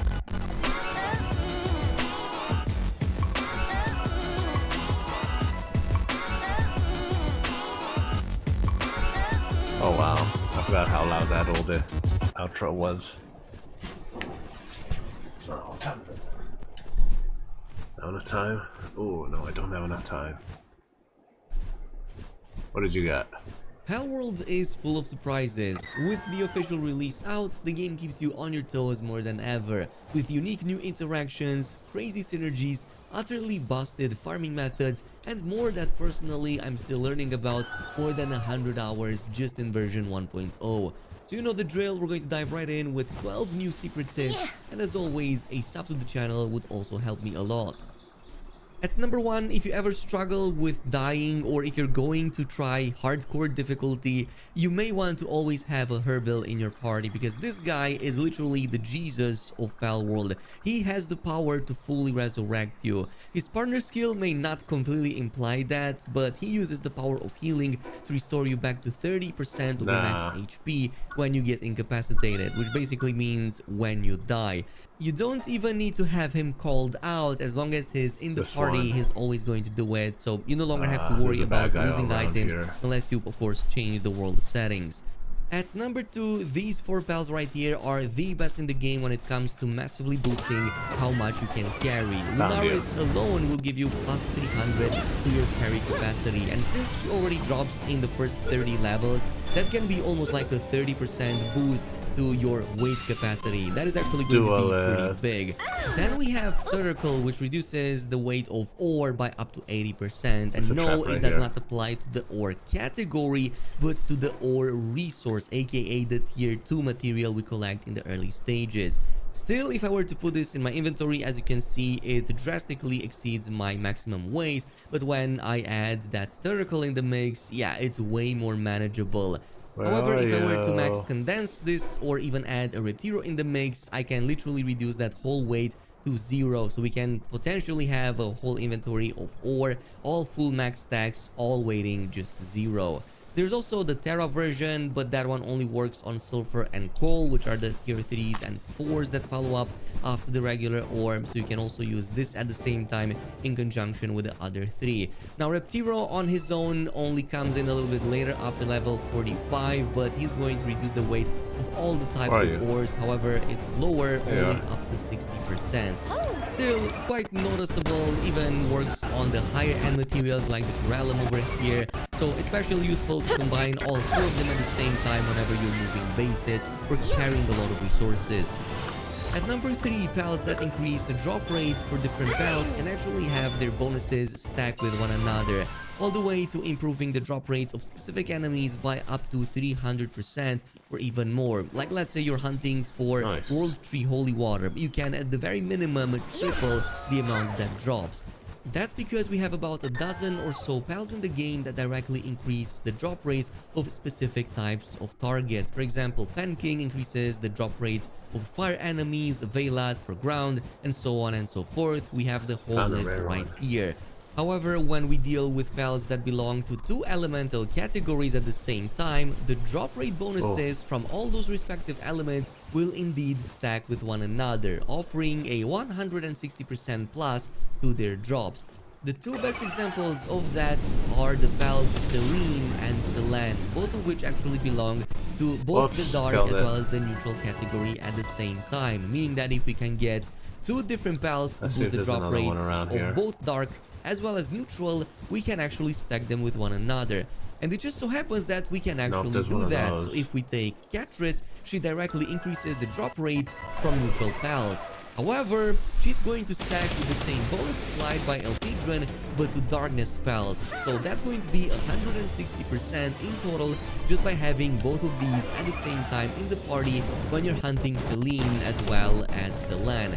And it just so happens that both of them actually spawn very close to one another in the World Tree map, meaning that you can actually turn this into an extremely strong farming method for a lot of World Tree Holy Water, which is useful in many of the endgame recipes. I actually went ahead and tested all of this, so if I were to not use any of those 2 and capture Selan, as you can see, the items she drops are in the range of 1 all the way to 3, with the exception of some of the artifacts which can drop all the way up to 5. Then if we add just Catrice on top, now that increases by about 80%, so we can now see Dark Fragments, for example, now dropping up to 6 or maybe even more than that. And everything else is at least 4 unless we're really unlucky. And then if we get Elfidron in the mix as well, now you can see that there is an even bigger difference. So now we get a minimum of 8, 10, even more than that in all of these types of items that Selan can drop. Catrice also has another advantage. She has a 50% chance to cause you to not consume any spears. So you can see that when it triggers, thanks to Catrice's mysterious power, the ancient spear wasn't consumed. So that is not too shabby, really helps a lot with speed farming. At number 4, we can make Zoe our friend with some really interesting consequences. She's going to move on to the Desolate Church after you defeat her at the tower, and you can definitely work on making her your friend if you bring in a Griswold, but I'm not going to do any of that. We can also just kidnap her right away. Now, I know what some of you may be asking, is it possible to assign Zoe to a breeding farm? To which, as cursed as it may sound, the answer is actually yes, you can. Now, should you do it? Well, that is a whole different kind of topic, because honestly, no, it's not going to work. I mean, how could it? She is a human, it's not like she can lay any eggs. However, what is possible is to perform back alley surgery and literally apply any pal, I guess, passive you want in the game. So I decided to make her a demon god that's also a vampire, that's also immortal and also has the blessing of the World Tree. You can also gift her peaches, which yes, will increase your trust level with her, which in turn also boosts her stats. You can also apply handbooks to her, by the way, to boost up her handiwork. Those are the only ones that can work on her. But this implies if we get enough of those, we can max her out at 10 handiwork and basically make her one of the best handiwork pals in the whole game, which is pretty crazy. speaking of crazy, at number 5, I can't believe they actually added back this interaction. This was actually present in the old trailers, but yes, you can electrocute the fishes in the game and make them forcefully appear at the surface. So this is going to only work if you have a jolt hog or anything similar to that. Basically, its mechanic is that when you throw it at a body of water now, it's going to electrocute it, and any fish caught inside will pretty much raise at the surface. So yes, this works even on the fishing pals. However, there are some limitations, unfortunately. So I went ahead and immediately tested this out in the world tree map against some of those green fish banks, and those are supposed to actually give you rainbow stats if you successfully fish them. In this case, if you use Jolt Hog, no, it's not going to work. They just randomly spawn a Fuwok, I guess a Turtle, and also a Panglet, and that is basically it. So every time I do it, no matter the location, these three seem to be the only one that spawn out of it. I guess that is the effect, but I'm kind of hoping that in the future they maybe changed a little bit. Maybe not quite make it OP to completely bypass fishing, but at the very least add some extra, on top. Maybe at least give us a chance to indeed get some of those rainbow passives even this way. What I really need now. At number 7, you're going to notice that a lot of the existing PAL bosses in the game drop legendary schematics. At the very least, the almost top end ones, with the exception of the ancient variants, all the way until like Hexolite and whatnot. So for example, you can definitely create a farm surrounding that. Like in this case, I made one that just farms Palladius. And as you can see, he pretty much dropped the same, lightweight Hexolite armor, just like what, the database already implies. But I also managed to get other blueprints of legendary quality from him that weren't even provided over there. So this is going to use one of the methods we talked about in yesterday's video with breeding perfect pals. Basically, we're going to use Bronchery and Bronchery Alpha to forcefully trigger any egg we pick to become a guaranteed alpha. Then we're going to combine this with a green tail, which is going to have a high chance to make us receive an extra egg when we collect. And then we're going to combine that with a vegetable cake, which doubles the eggs that are laid. So in total, we get 4 eggs instead of 1, and all of them are alpha. So since we're hunting for volume in this case, it can be a very solid method to farm some of the alpha bosses like Jet Dragon and some of the others on the list to forcefully get some extra legendary schematics without having to go into dungeons or opening up any chests. This has a pretty solid chance indeed. It's about like 1% if I'm not mistaken. It triggered for me quite a lot, so definitely give it a go. It's a pretty solid way, but it's only going to work on these tier schematics, so not the endgame ones. Which brings us to number 8 and another different farming method, this time around for high-end crafting materials. There are 2 new passives in the game that help us with that: the Lavish Hospitality and the Service Minded. The tooltips read that your dropped items increase by 100% and 50% respectively. But what does this all mean? Well, your dropped items refers to the pal's items themselves. So in this case, any pal that has these passive skills on them will benefit from them when you either butcher them with the cleaver or with the disassembly line. So let's take one of these new dragons, for example. I'm going to grab one that doesn't have the stats and another one that has both service-minded and of course the Lavish Hospitality. So if I were to take my cleaver and start with the first one that does not have the stats, as you can see, I'm getting the regular drops: 7 ancient civilization parts and only 3 ferocious dragon stones. However, if I were to take the one that has both of the passives at the same time, so the 150% bonus gets applied, and then sacrifice him with the cleaver, as you can see, we are now getting 20 of those ancient parts and 8 dragon stones, which is going to be a significant difference. In fact, this is going to apply when you add them to the PAL disassembly line as well. Yes, it's absolutely going to apply that whole bonus there, because this is going to be on the PAL level as long as the PAL does feature both of those passives, or at least one of them. Meaning, if you want to turn this into a farming method, you will want to make sure that both the parents used in the breeding process feature both of these passives at the same time, so that their offsprings have the highest chance to spawn with both of them to maximize the yield.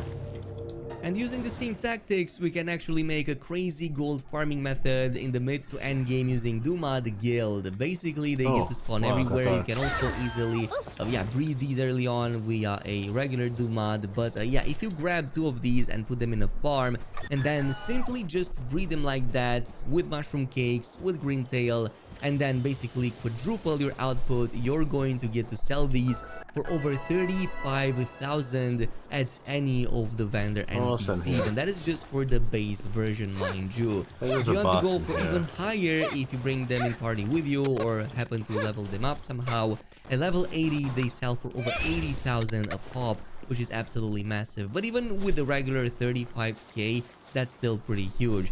Now you can totally add noble and fine furs on top, and maybe even a philanthropist to the parents to increase the breeding rate by 100%. This way you can further bump that to about 40 to 50,000 for every single Dumad guild that you're selling.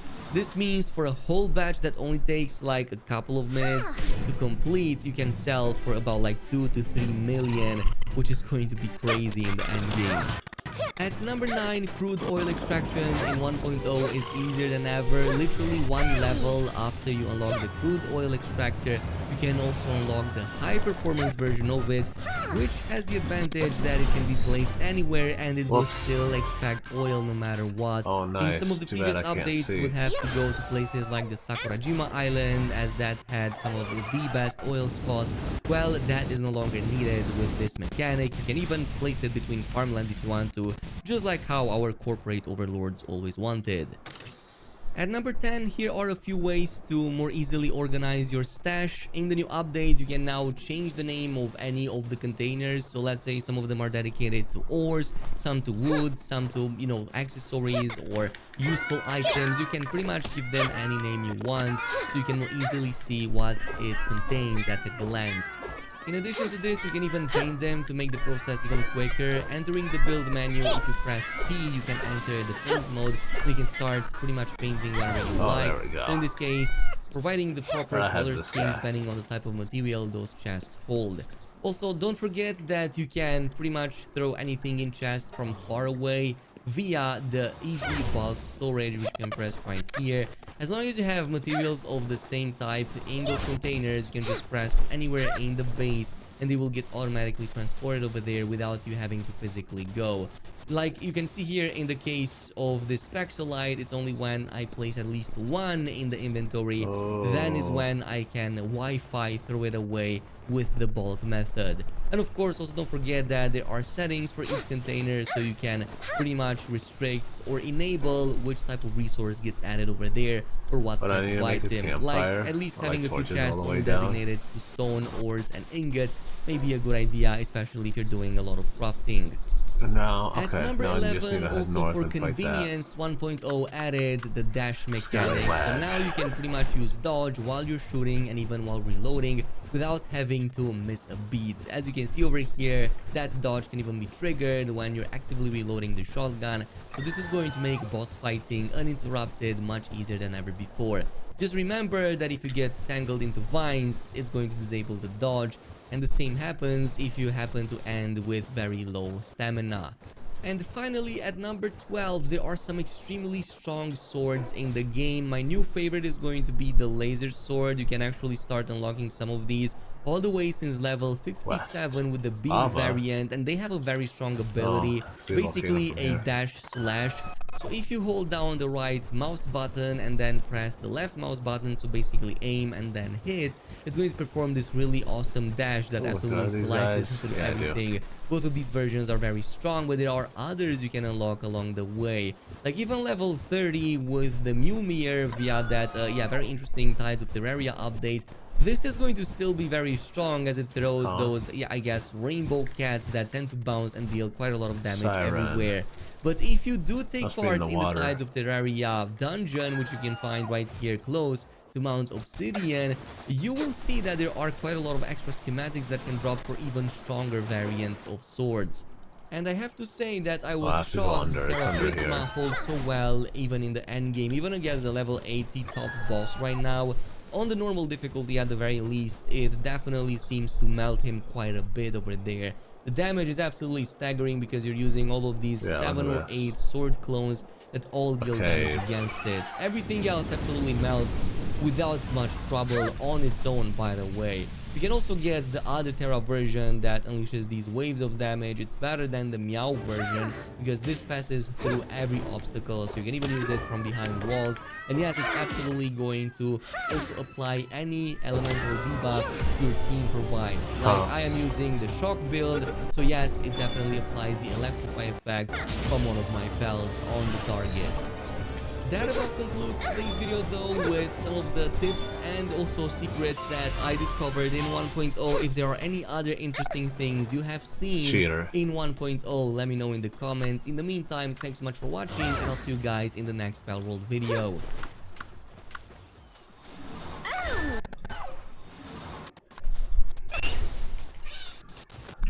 Good, thank you. I don't think I have one of these yet.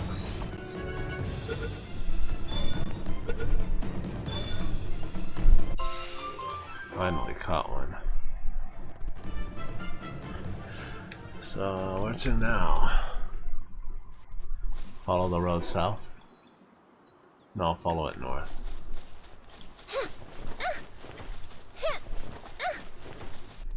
Oh, what is this? Did you know that as of this recording right now, you are unsubscribing from my channel? The analytics show all. I am losing 5% subscriptions. You have to subscribe right now. The analytics, they don't lie. Have one of you guys? Well, anyway, how's it going, everybody? Welcome to a Lost Pod subreddit video here. All sorts of crazy shenanigans going down. We're close to 75K people on our freaking subreddit. It's popping off, man. Might be because of the booba. But anyway, let's just see what you guys left me. Fan mail, PO box. If you guys want to send me stuff right here, I'll open stuff live at the end of videos. But for now, let's just see what we got this air mouse. Why do you always wear that mask? And then he grabs it and let's drag it, guys. Let's just keep this on. What's that supposed to mean? I mean, we're totally not the same person with the voice changer. I'm not like a bunch of other people out there on the. There's not an expansive noble person out there.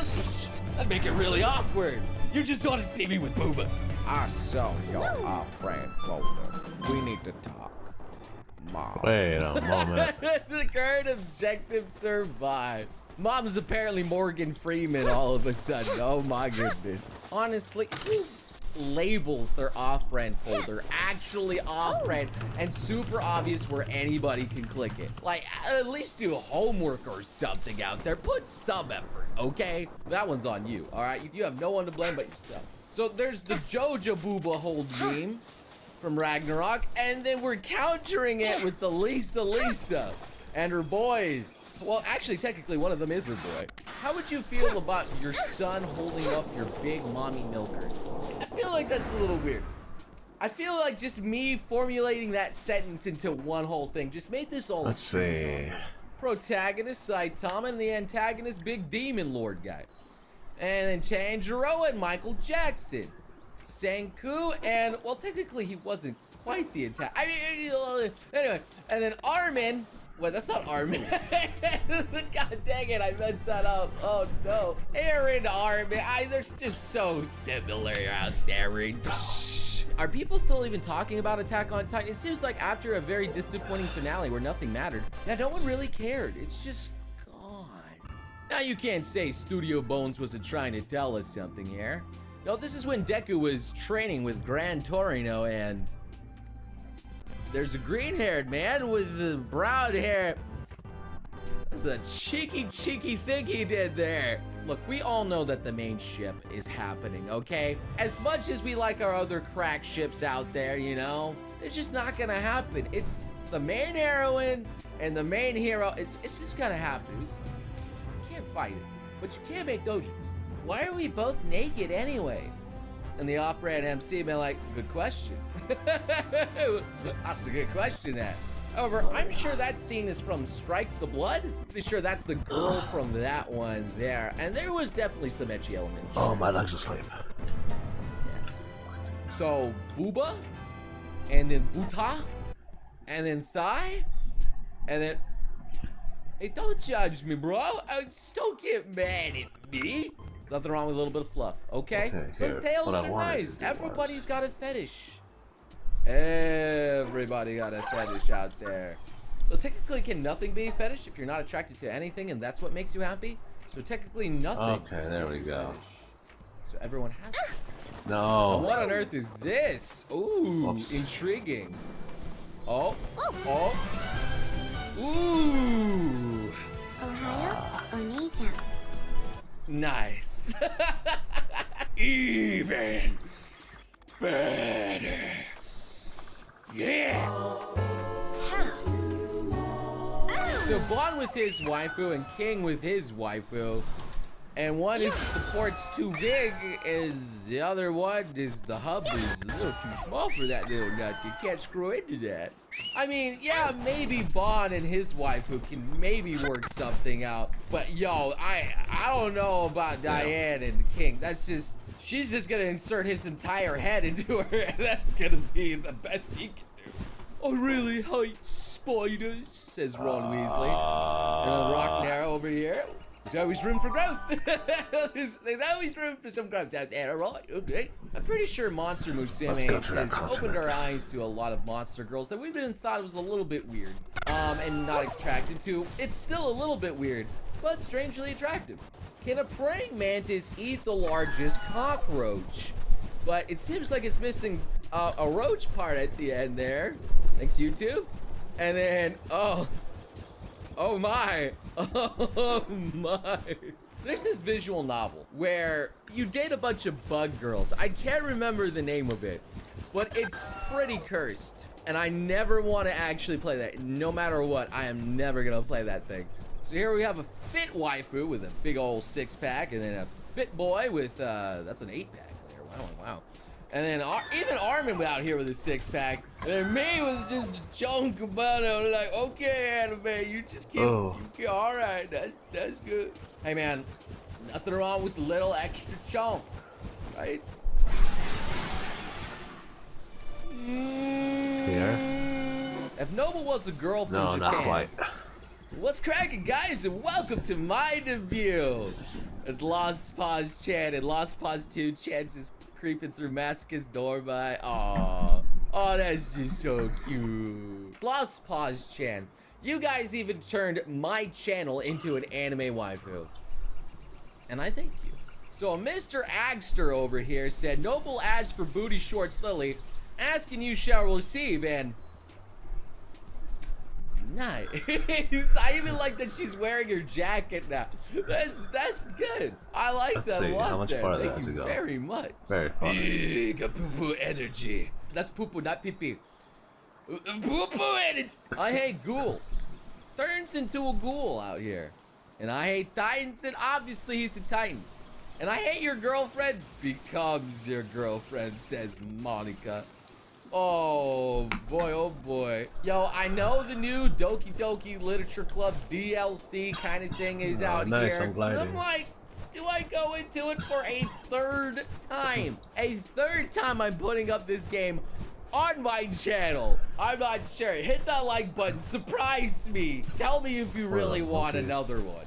Now this one's by Chicken Tendies. What's up, Chief? As she's holding, that's a really nice fan right there. It's just a really nice fan, and there's donuts inside. Dang it! You guys surprised me with your art skills out there. Honestly and truly, thank you. Lily deserves more love, and soon there will be a lot of Lily. Here we go. New biome. Oh, Elf of the Lake, what is your wisdom? If Noble really disliked jelly-filled donuts, he wouldn't keep giving them attention. Right.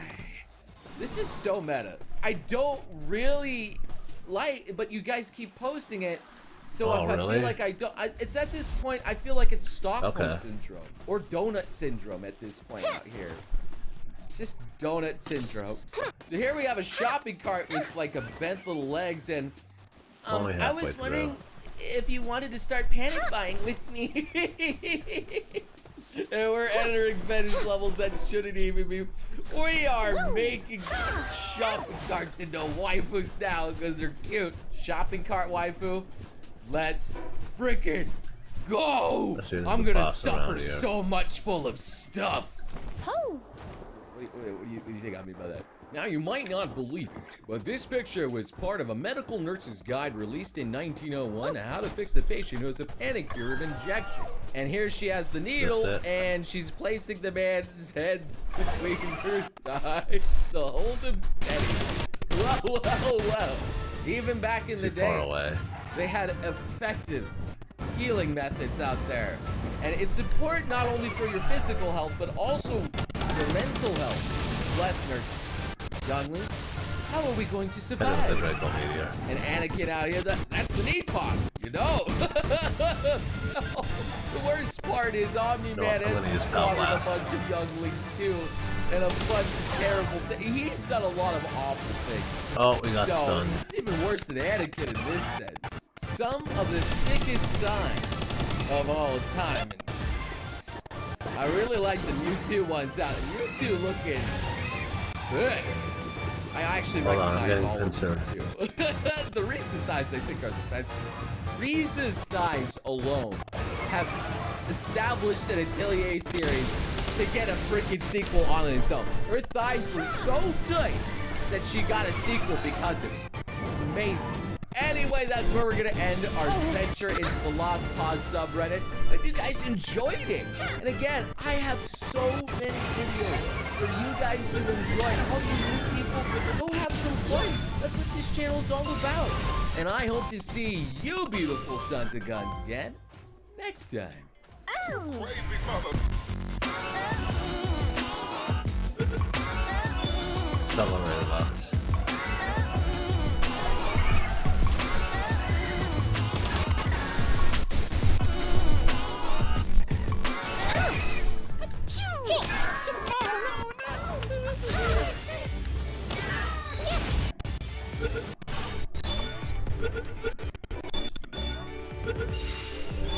Hey, have you guys ever tried drinking out of 2 water bottles at once?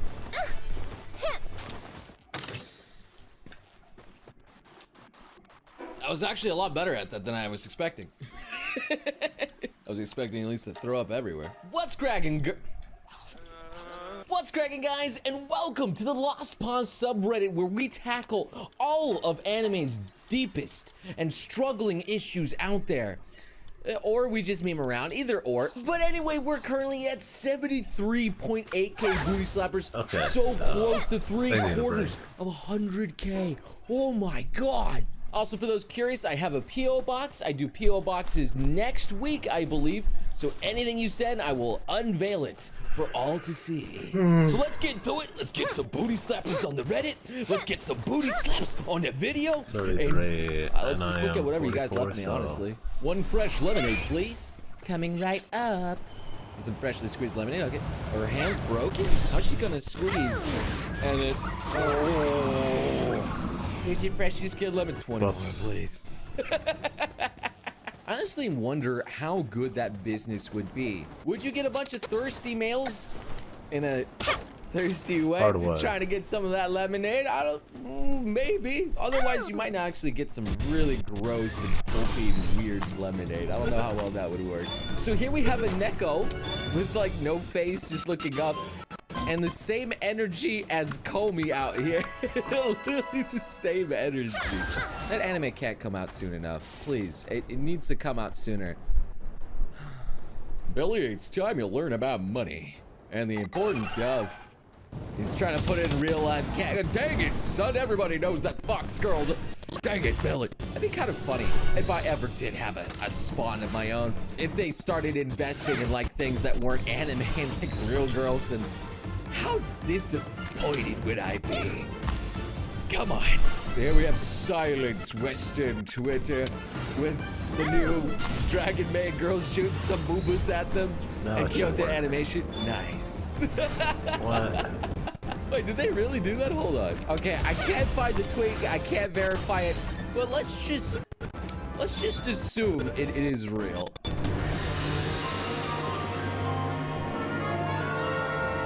My pillow when I'm trying to sleep as hard as a freaking rock, and my pillow when I'm trying to wake up as soft as anime girl thick thighs. Ooh. I think at that point you just need to get a better pillow. Homie, when is the last time you have replaced your pillow?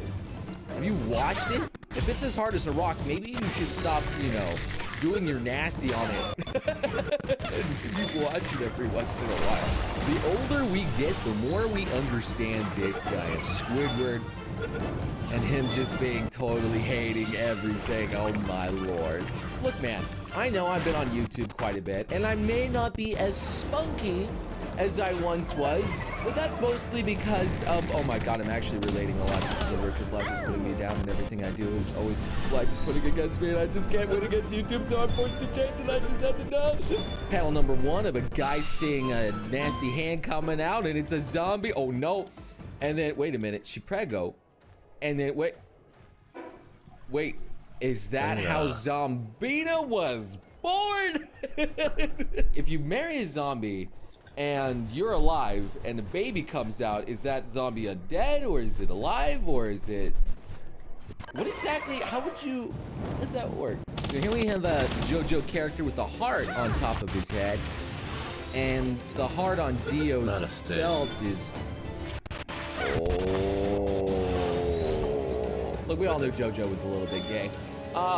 That just confirms it a little bit more. Okay, good to know. I wonder if Araki does that intentional or anime with 13 episodes laughing superiorly at anime with 12 episodes, looking very flat, nothing over there. It's so weird how anime in the past used to be so enormous and long, spanning hundreds of episodes, or at least having over 50 normally. And now it's like so rare that we get an anime that's over 12 or 13 episodes. We're just spitting them out so like quickly and grossly. Now it's like, what? Can't we just spend a little bit longer on some other anime? Like build up a story a little bit more? I don't know. Ashley in videos being quiet. But Ashley in streams, fluff off of playing Animal Crossing, cursing, doing all this stuff. And then Noble in his videos like, and Noble in his streams, hey, yeah, welcome to the stream. So just dead on the inside. Obviously, this is very exaggerated. I get it. I don't have as much energy as I am on streams, admittedly. But could you imagine me cracked out 24/7 like I am on these YouTube videos for 3 to 5 to maybe even 6 hours straight? I would explode. I need to be normal for at least a little bit. Not that my normal is anywhere near the considered regular normal. I'm more, oh, you know what I mean. So a man and his doggy, and there he is. She's so happy, Gajinkified. And then a man with another real woman and doggy mad. And that doggy don't like this. Doggy don't like this. I recently watched a few videos of huskies, memes and other things like that. And they are loud. They are very talkative creatures. They will just yell and yell and yell. Ashley loves it, but I'm just looking at her and I'm just like, you want this noise in your life? And she's like, yeah, it's cute, yeah. Nothing beats the power of friendship, and nothing beats the power of family. And then nothing beats a jelly-filled donut. They're all just running away. Somehow, Vin Diesel memes came back with jelly-filled donuts. I can't. How do you guys keep bringing this up? Why? Why do we always be bringing every dead meme to life with a jelly-filled donut? Zoro with 3 lightsabers out here. And Vader going, jeez. Wait, what's going on? There's like a face. What is that face he has on there? What is that? I still think it's hilarious how people take Zoro so seriously when he's wielding a sword in his mouth. You know how impractical that is? Only One Piece can you take something so comically dumb and be like, yeah, that's super badass. He's wielding a sword in his mouth. Mama, look. They're holding hands before marriage. They're gonna go to hell. No point. I miss the being able to call out something so dumb and blunt like that. You're just able to do that. Like when I was blindfolded with, like, for my birthday party, they were taking me somewhere. They had like a bag over my head. And I was outside and a kid screamed, hey mom, look, it's a terrorist. How do you not laugh at that? Again, some big peepee energy here by Milku with a Hey Chief Lily out here. I enjoy this fan art. Thank you, man. Thank you. Thank you. So here we have a vending machine as your vending machine waifu's filling it up, and it's nice and hot there. Yep, sweet and tasty. Wonderful. Oh Lord. Yo, vending machines of the future. Not the way I want to go there, but if they actually start making like vending machine waifus that respond to you or touch and take your order and do things like that, it's gonna be a powerful enemy. Nice, got in my another. wallet. So here we have Boa Hancock and Nico Robin, and me saying they're the same character. Yeah. Okay, so on my last Noble, you know, like Lost Pause Reddit video over here, I may have mixed up the characters when they swapped bodies with Luffy. Come on, man. I'm sorry. I'm sorry. They both have a lot of forehead and big poofas. I swear I love One Piece. I'm sorry. I do this. I clicked on a Noble video and got a Noble ad. And it's for Genshin Impact, baby. Heck yeah. Yeah, a lot of people have been messaging me. Even my boy Animac hit me up on the middle of freaking, like, Twitter and was like, dude, you're in a freaking video game ad. That's bomb. I was like, yeah, I know, right? A lot of people apparently seeing my ads out there. It feels good being a spokesperson of a game I actually truly enjoy. I'm not even being paid for this. But if you want to pay me, you know, make my roles better. Noble, there is some lonely weed girl that needs you. And don't do that. Don't give me hope. Bro, look at me. How would you rate my looks? All right, if it's anywhere above a 7, I think maybe you're being a little too generous here. Seriously, thank you for the compliments, but hey, if I could get something, you can definitely get something out there, all right? Just take some luck, ingenuity, and maybe being a little bit of a simp. If she's not your real sister, it's okay to fist her. And that's just a upvoted meme right there. Good meme. Nice. I see he actually did quote that. Or did Sino? Did you quote that? Did you put that text there, or was that the other person putting that there? Maybe put another Noble quote here. Maybe we have many multiple quotes that have been going on this entire video, and I have no idea. That's the power of editing. Anything can happen. I can say anything. Even if I really didn't say it, but Chino has the ability to make me say whatever it is he wants. Maybe that's a little bit too much power. And here we have another fan art by Zuki-chan right there. Oh, that's just so cute. I like that there. And hey, there it is. I might have to take this away now. Self-says Dojins be like, I am the horn. This another me comes in. Oh, I love that edit so much though. That's just so cute. So imagine if there was 2 of me that just popped up in the middle of the screen. That'd be really weird if like another guy was like right here and it's me and we're both like, what's going on? Noble speaks the truth and I'm in my Ahigown hoodie. Wow. Hey man, it feels nice having a little waifu stick up for you, you know? Yeah. What? Why do you gotta ruin something so cute? Nope. Some things are not meant to be seen. And you had the donut come.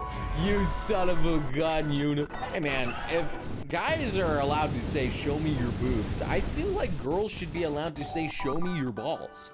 I think Iron Mouse has a very valid point here. Posted my boobs, now show me your balls or something like that. I know, let's see. If she sees this, oh no. Another beautiful art by Still Masterpiece over here. And Jack, what are you doing with this here? What is this, bro? That's cute. That's really cool. Not sure how I feel about, you know, the logo with the jelly-filled donut in it still, but hey man, I liked it. I'm throwing in all the art that I get, okay, in these videos. You can't stop me. I got a duck in my family. What about you? Wait. And then I got a hen with a tie with the rooster. I see what you did there. Also, now I'm thinking about it, Rooster Noble was one of the most fitting things that I could have possibly done. Just because, you know, the hen with the tie and the red. It just worked out so well. Anyway, that's gonna do it for our Lost Pause subreddit here. I hope you guys had a fantastic time. If you didn't already hit that like button, why don't you smash it? Why don't you check out one of the Lost Pause streams? We're kicking it off over here. We're making things active. You know what? You want to see me dead on the inside? Anyway, make sure to hit the subscribe button. It always helps me out. And I will see you beautiful sons of guns again next time. Erasing message. Second, unheard message from telephone number 21932274661. Saving message. Third, unheard message from telephone number 509730246. I'm gonna move over to the other room right now, and I'm gonna see Ashley. What's cracking, guys? Ashley in the background. What is she doing? Oh, she's playing some dead shit. Oh yeah. Anyway, today we're gonna be going on the Lost Pause Reddit. We're gonna be pushing the PO box to next week to accumulate a little bit more, and let's see what happens. But for now, I am very curious of what you guys leave on there because it's some interesting things. Oh, Azure, I like to poke you with my finger on my nose, right? On my nose, right? Well, it is typically yes. What are you guys doing? You think Ashley's a filthy, disgusting, degenerate pervert like me? Yeah, maybe. God. Oh, God. 3 I ams of N. I am here. I'm the bone of my soul. Saving message. Unheard message. Oh my God. You really gonna make me do that again? Oh my God. I'm glad you guys like my skits, especially my recent one of me saying you can't like anime anymore there. I just thought I'd throw it out there. YouTube algorithm's not gonna push it, obviously, because it's not my normal length. I have to make everything at least 10 minutes, otherwise YouTube will say, no, this video's not doing good. Let's not promote it. I'm following up regarding common possible You wanna be my friend? filing, Sorry, but I only see you as a boyfriend. It started games 1 and games 1, 2 win rate 200%. I didn't realize we already started 2 games.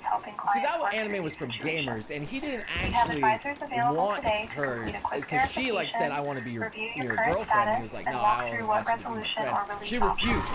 She just refused. So there's Onigiri looking at some jelly-filled donuts, and look at what they need to mimic a fraction of our power. Well, I guess it's a somewhat original meme on this subreddit. There, we met the donut quota. Yay! Donut quota! Woo!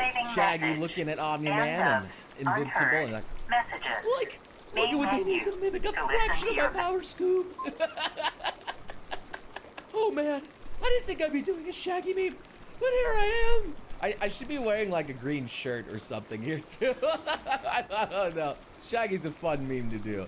Shiz, I'm late for school. Oh yeah, 27 says Kakashi. Just goes back to sleep. Wait, I'm a teacher. Oh yeah, I don't give a shit. He just goes back. Oh wait, I'm the Hokage. Oh wait, no, that's Naruto now. It's kind of funny how he did become the Hokage. And I don't feel like that was willingly, but it was just necessary. Head north, right? At least Kakashi gets, you know, stuff done. At least he gets it done. I'm Schrodinger's cat. Am I a boy or a girl? You never know until you lift up my skirt. Looks like we're gonna be looking for a Schrodinger, if you know what I'm saying. I guess that's true. You never really know what's going on down there until you see what's underneath. When you ask your homie for some sauces and he sends you a Stolfo off-brand. I said boobas, not balls. Does it hurt? I don't know why my phone did that. Sometimes I'm just in the middle of something and it just lights up and it's like, Google something. I don't know why. It just does that. I feel like it's really messing with my poor FBI agent. He's very confused. Please do not praise me. But why? It makes me blush. Oh, I don't do very well with compliments either. You know, I just tell it how it is. And, you know, we're just very curt with one another, and that's usually how I do things with the homies, but, you know, just laying on praises constantly, it's not really my style. It's not really my style. You know what? fluff you. On foreheads to God. Oh. Oh. You got rid of the forehead. Now it's just normal. It's not the same, man. You need more forehead. Enhance the forehead. Make it big. Ultimate forehead. Women, body shaming is wrong. Also, women, when they are losing an argument, your pee-pee this big. It's big. It's only this big. Double standards, man. I'm pretty sure that's the guild leader from How Not to Summon a Demon Lord right there. The season ended. I need to catch up on all of that, man. I need to watch it when Ash is not around for reasons. When you are a degenerate weeb and you find a YouTuber who is also a degenerate weeb, but has a girlfriend and keeps telling you that one day you will have one too. Don't do that. Don't. Why does this feel like oddly specific at me? Never give up. Just go for your dreams. You can do it. Just keep trying. I believe in you. Or just give up. Be single, I guess. Other Lost Pawns jokes. And Jellyfield does, but look at what they. Oh my god. All right, we went over the quota. So a picture of me and Ash, and oh, that's like a filter to make like what our kids look like. What does my son look so beautiful? The daughter's cute too. All right, I don't know about this one. I don't know about this one. Ha! You think I'm gonna have kids? Never. That's lame. I don't want it. You think you're ready for more of my hex spawn in the world? That doesn't need to happen. Resident Evil posted, well, Ethan. I don't know if that's the mommy about to sit on us or her big booba about to like just looking down. I'm not sure which one it is. That is probably the most accurate meme I think I've seen. One of the best Dementia Skew memes. They are blibs, let's be real. So here we have a guy that looks like me on like, the booba. Nah, fam. But to boba, now that's, oh, now we talking out.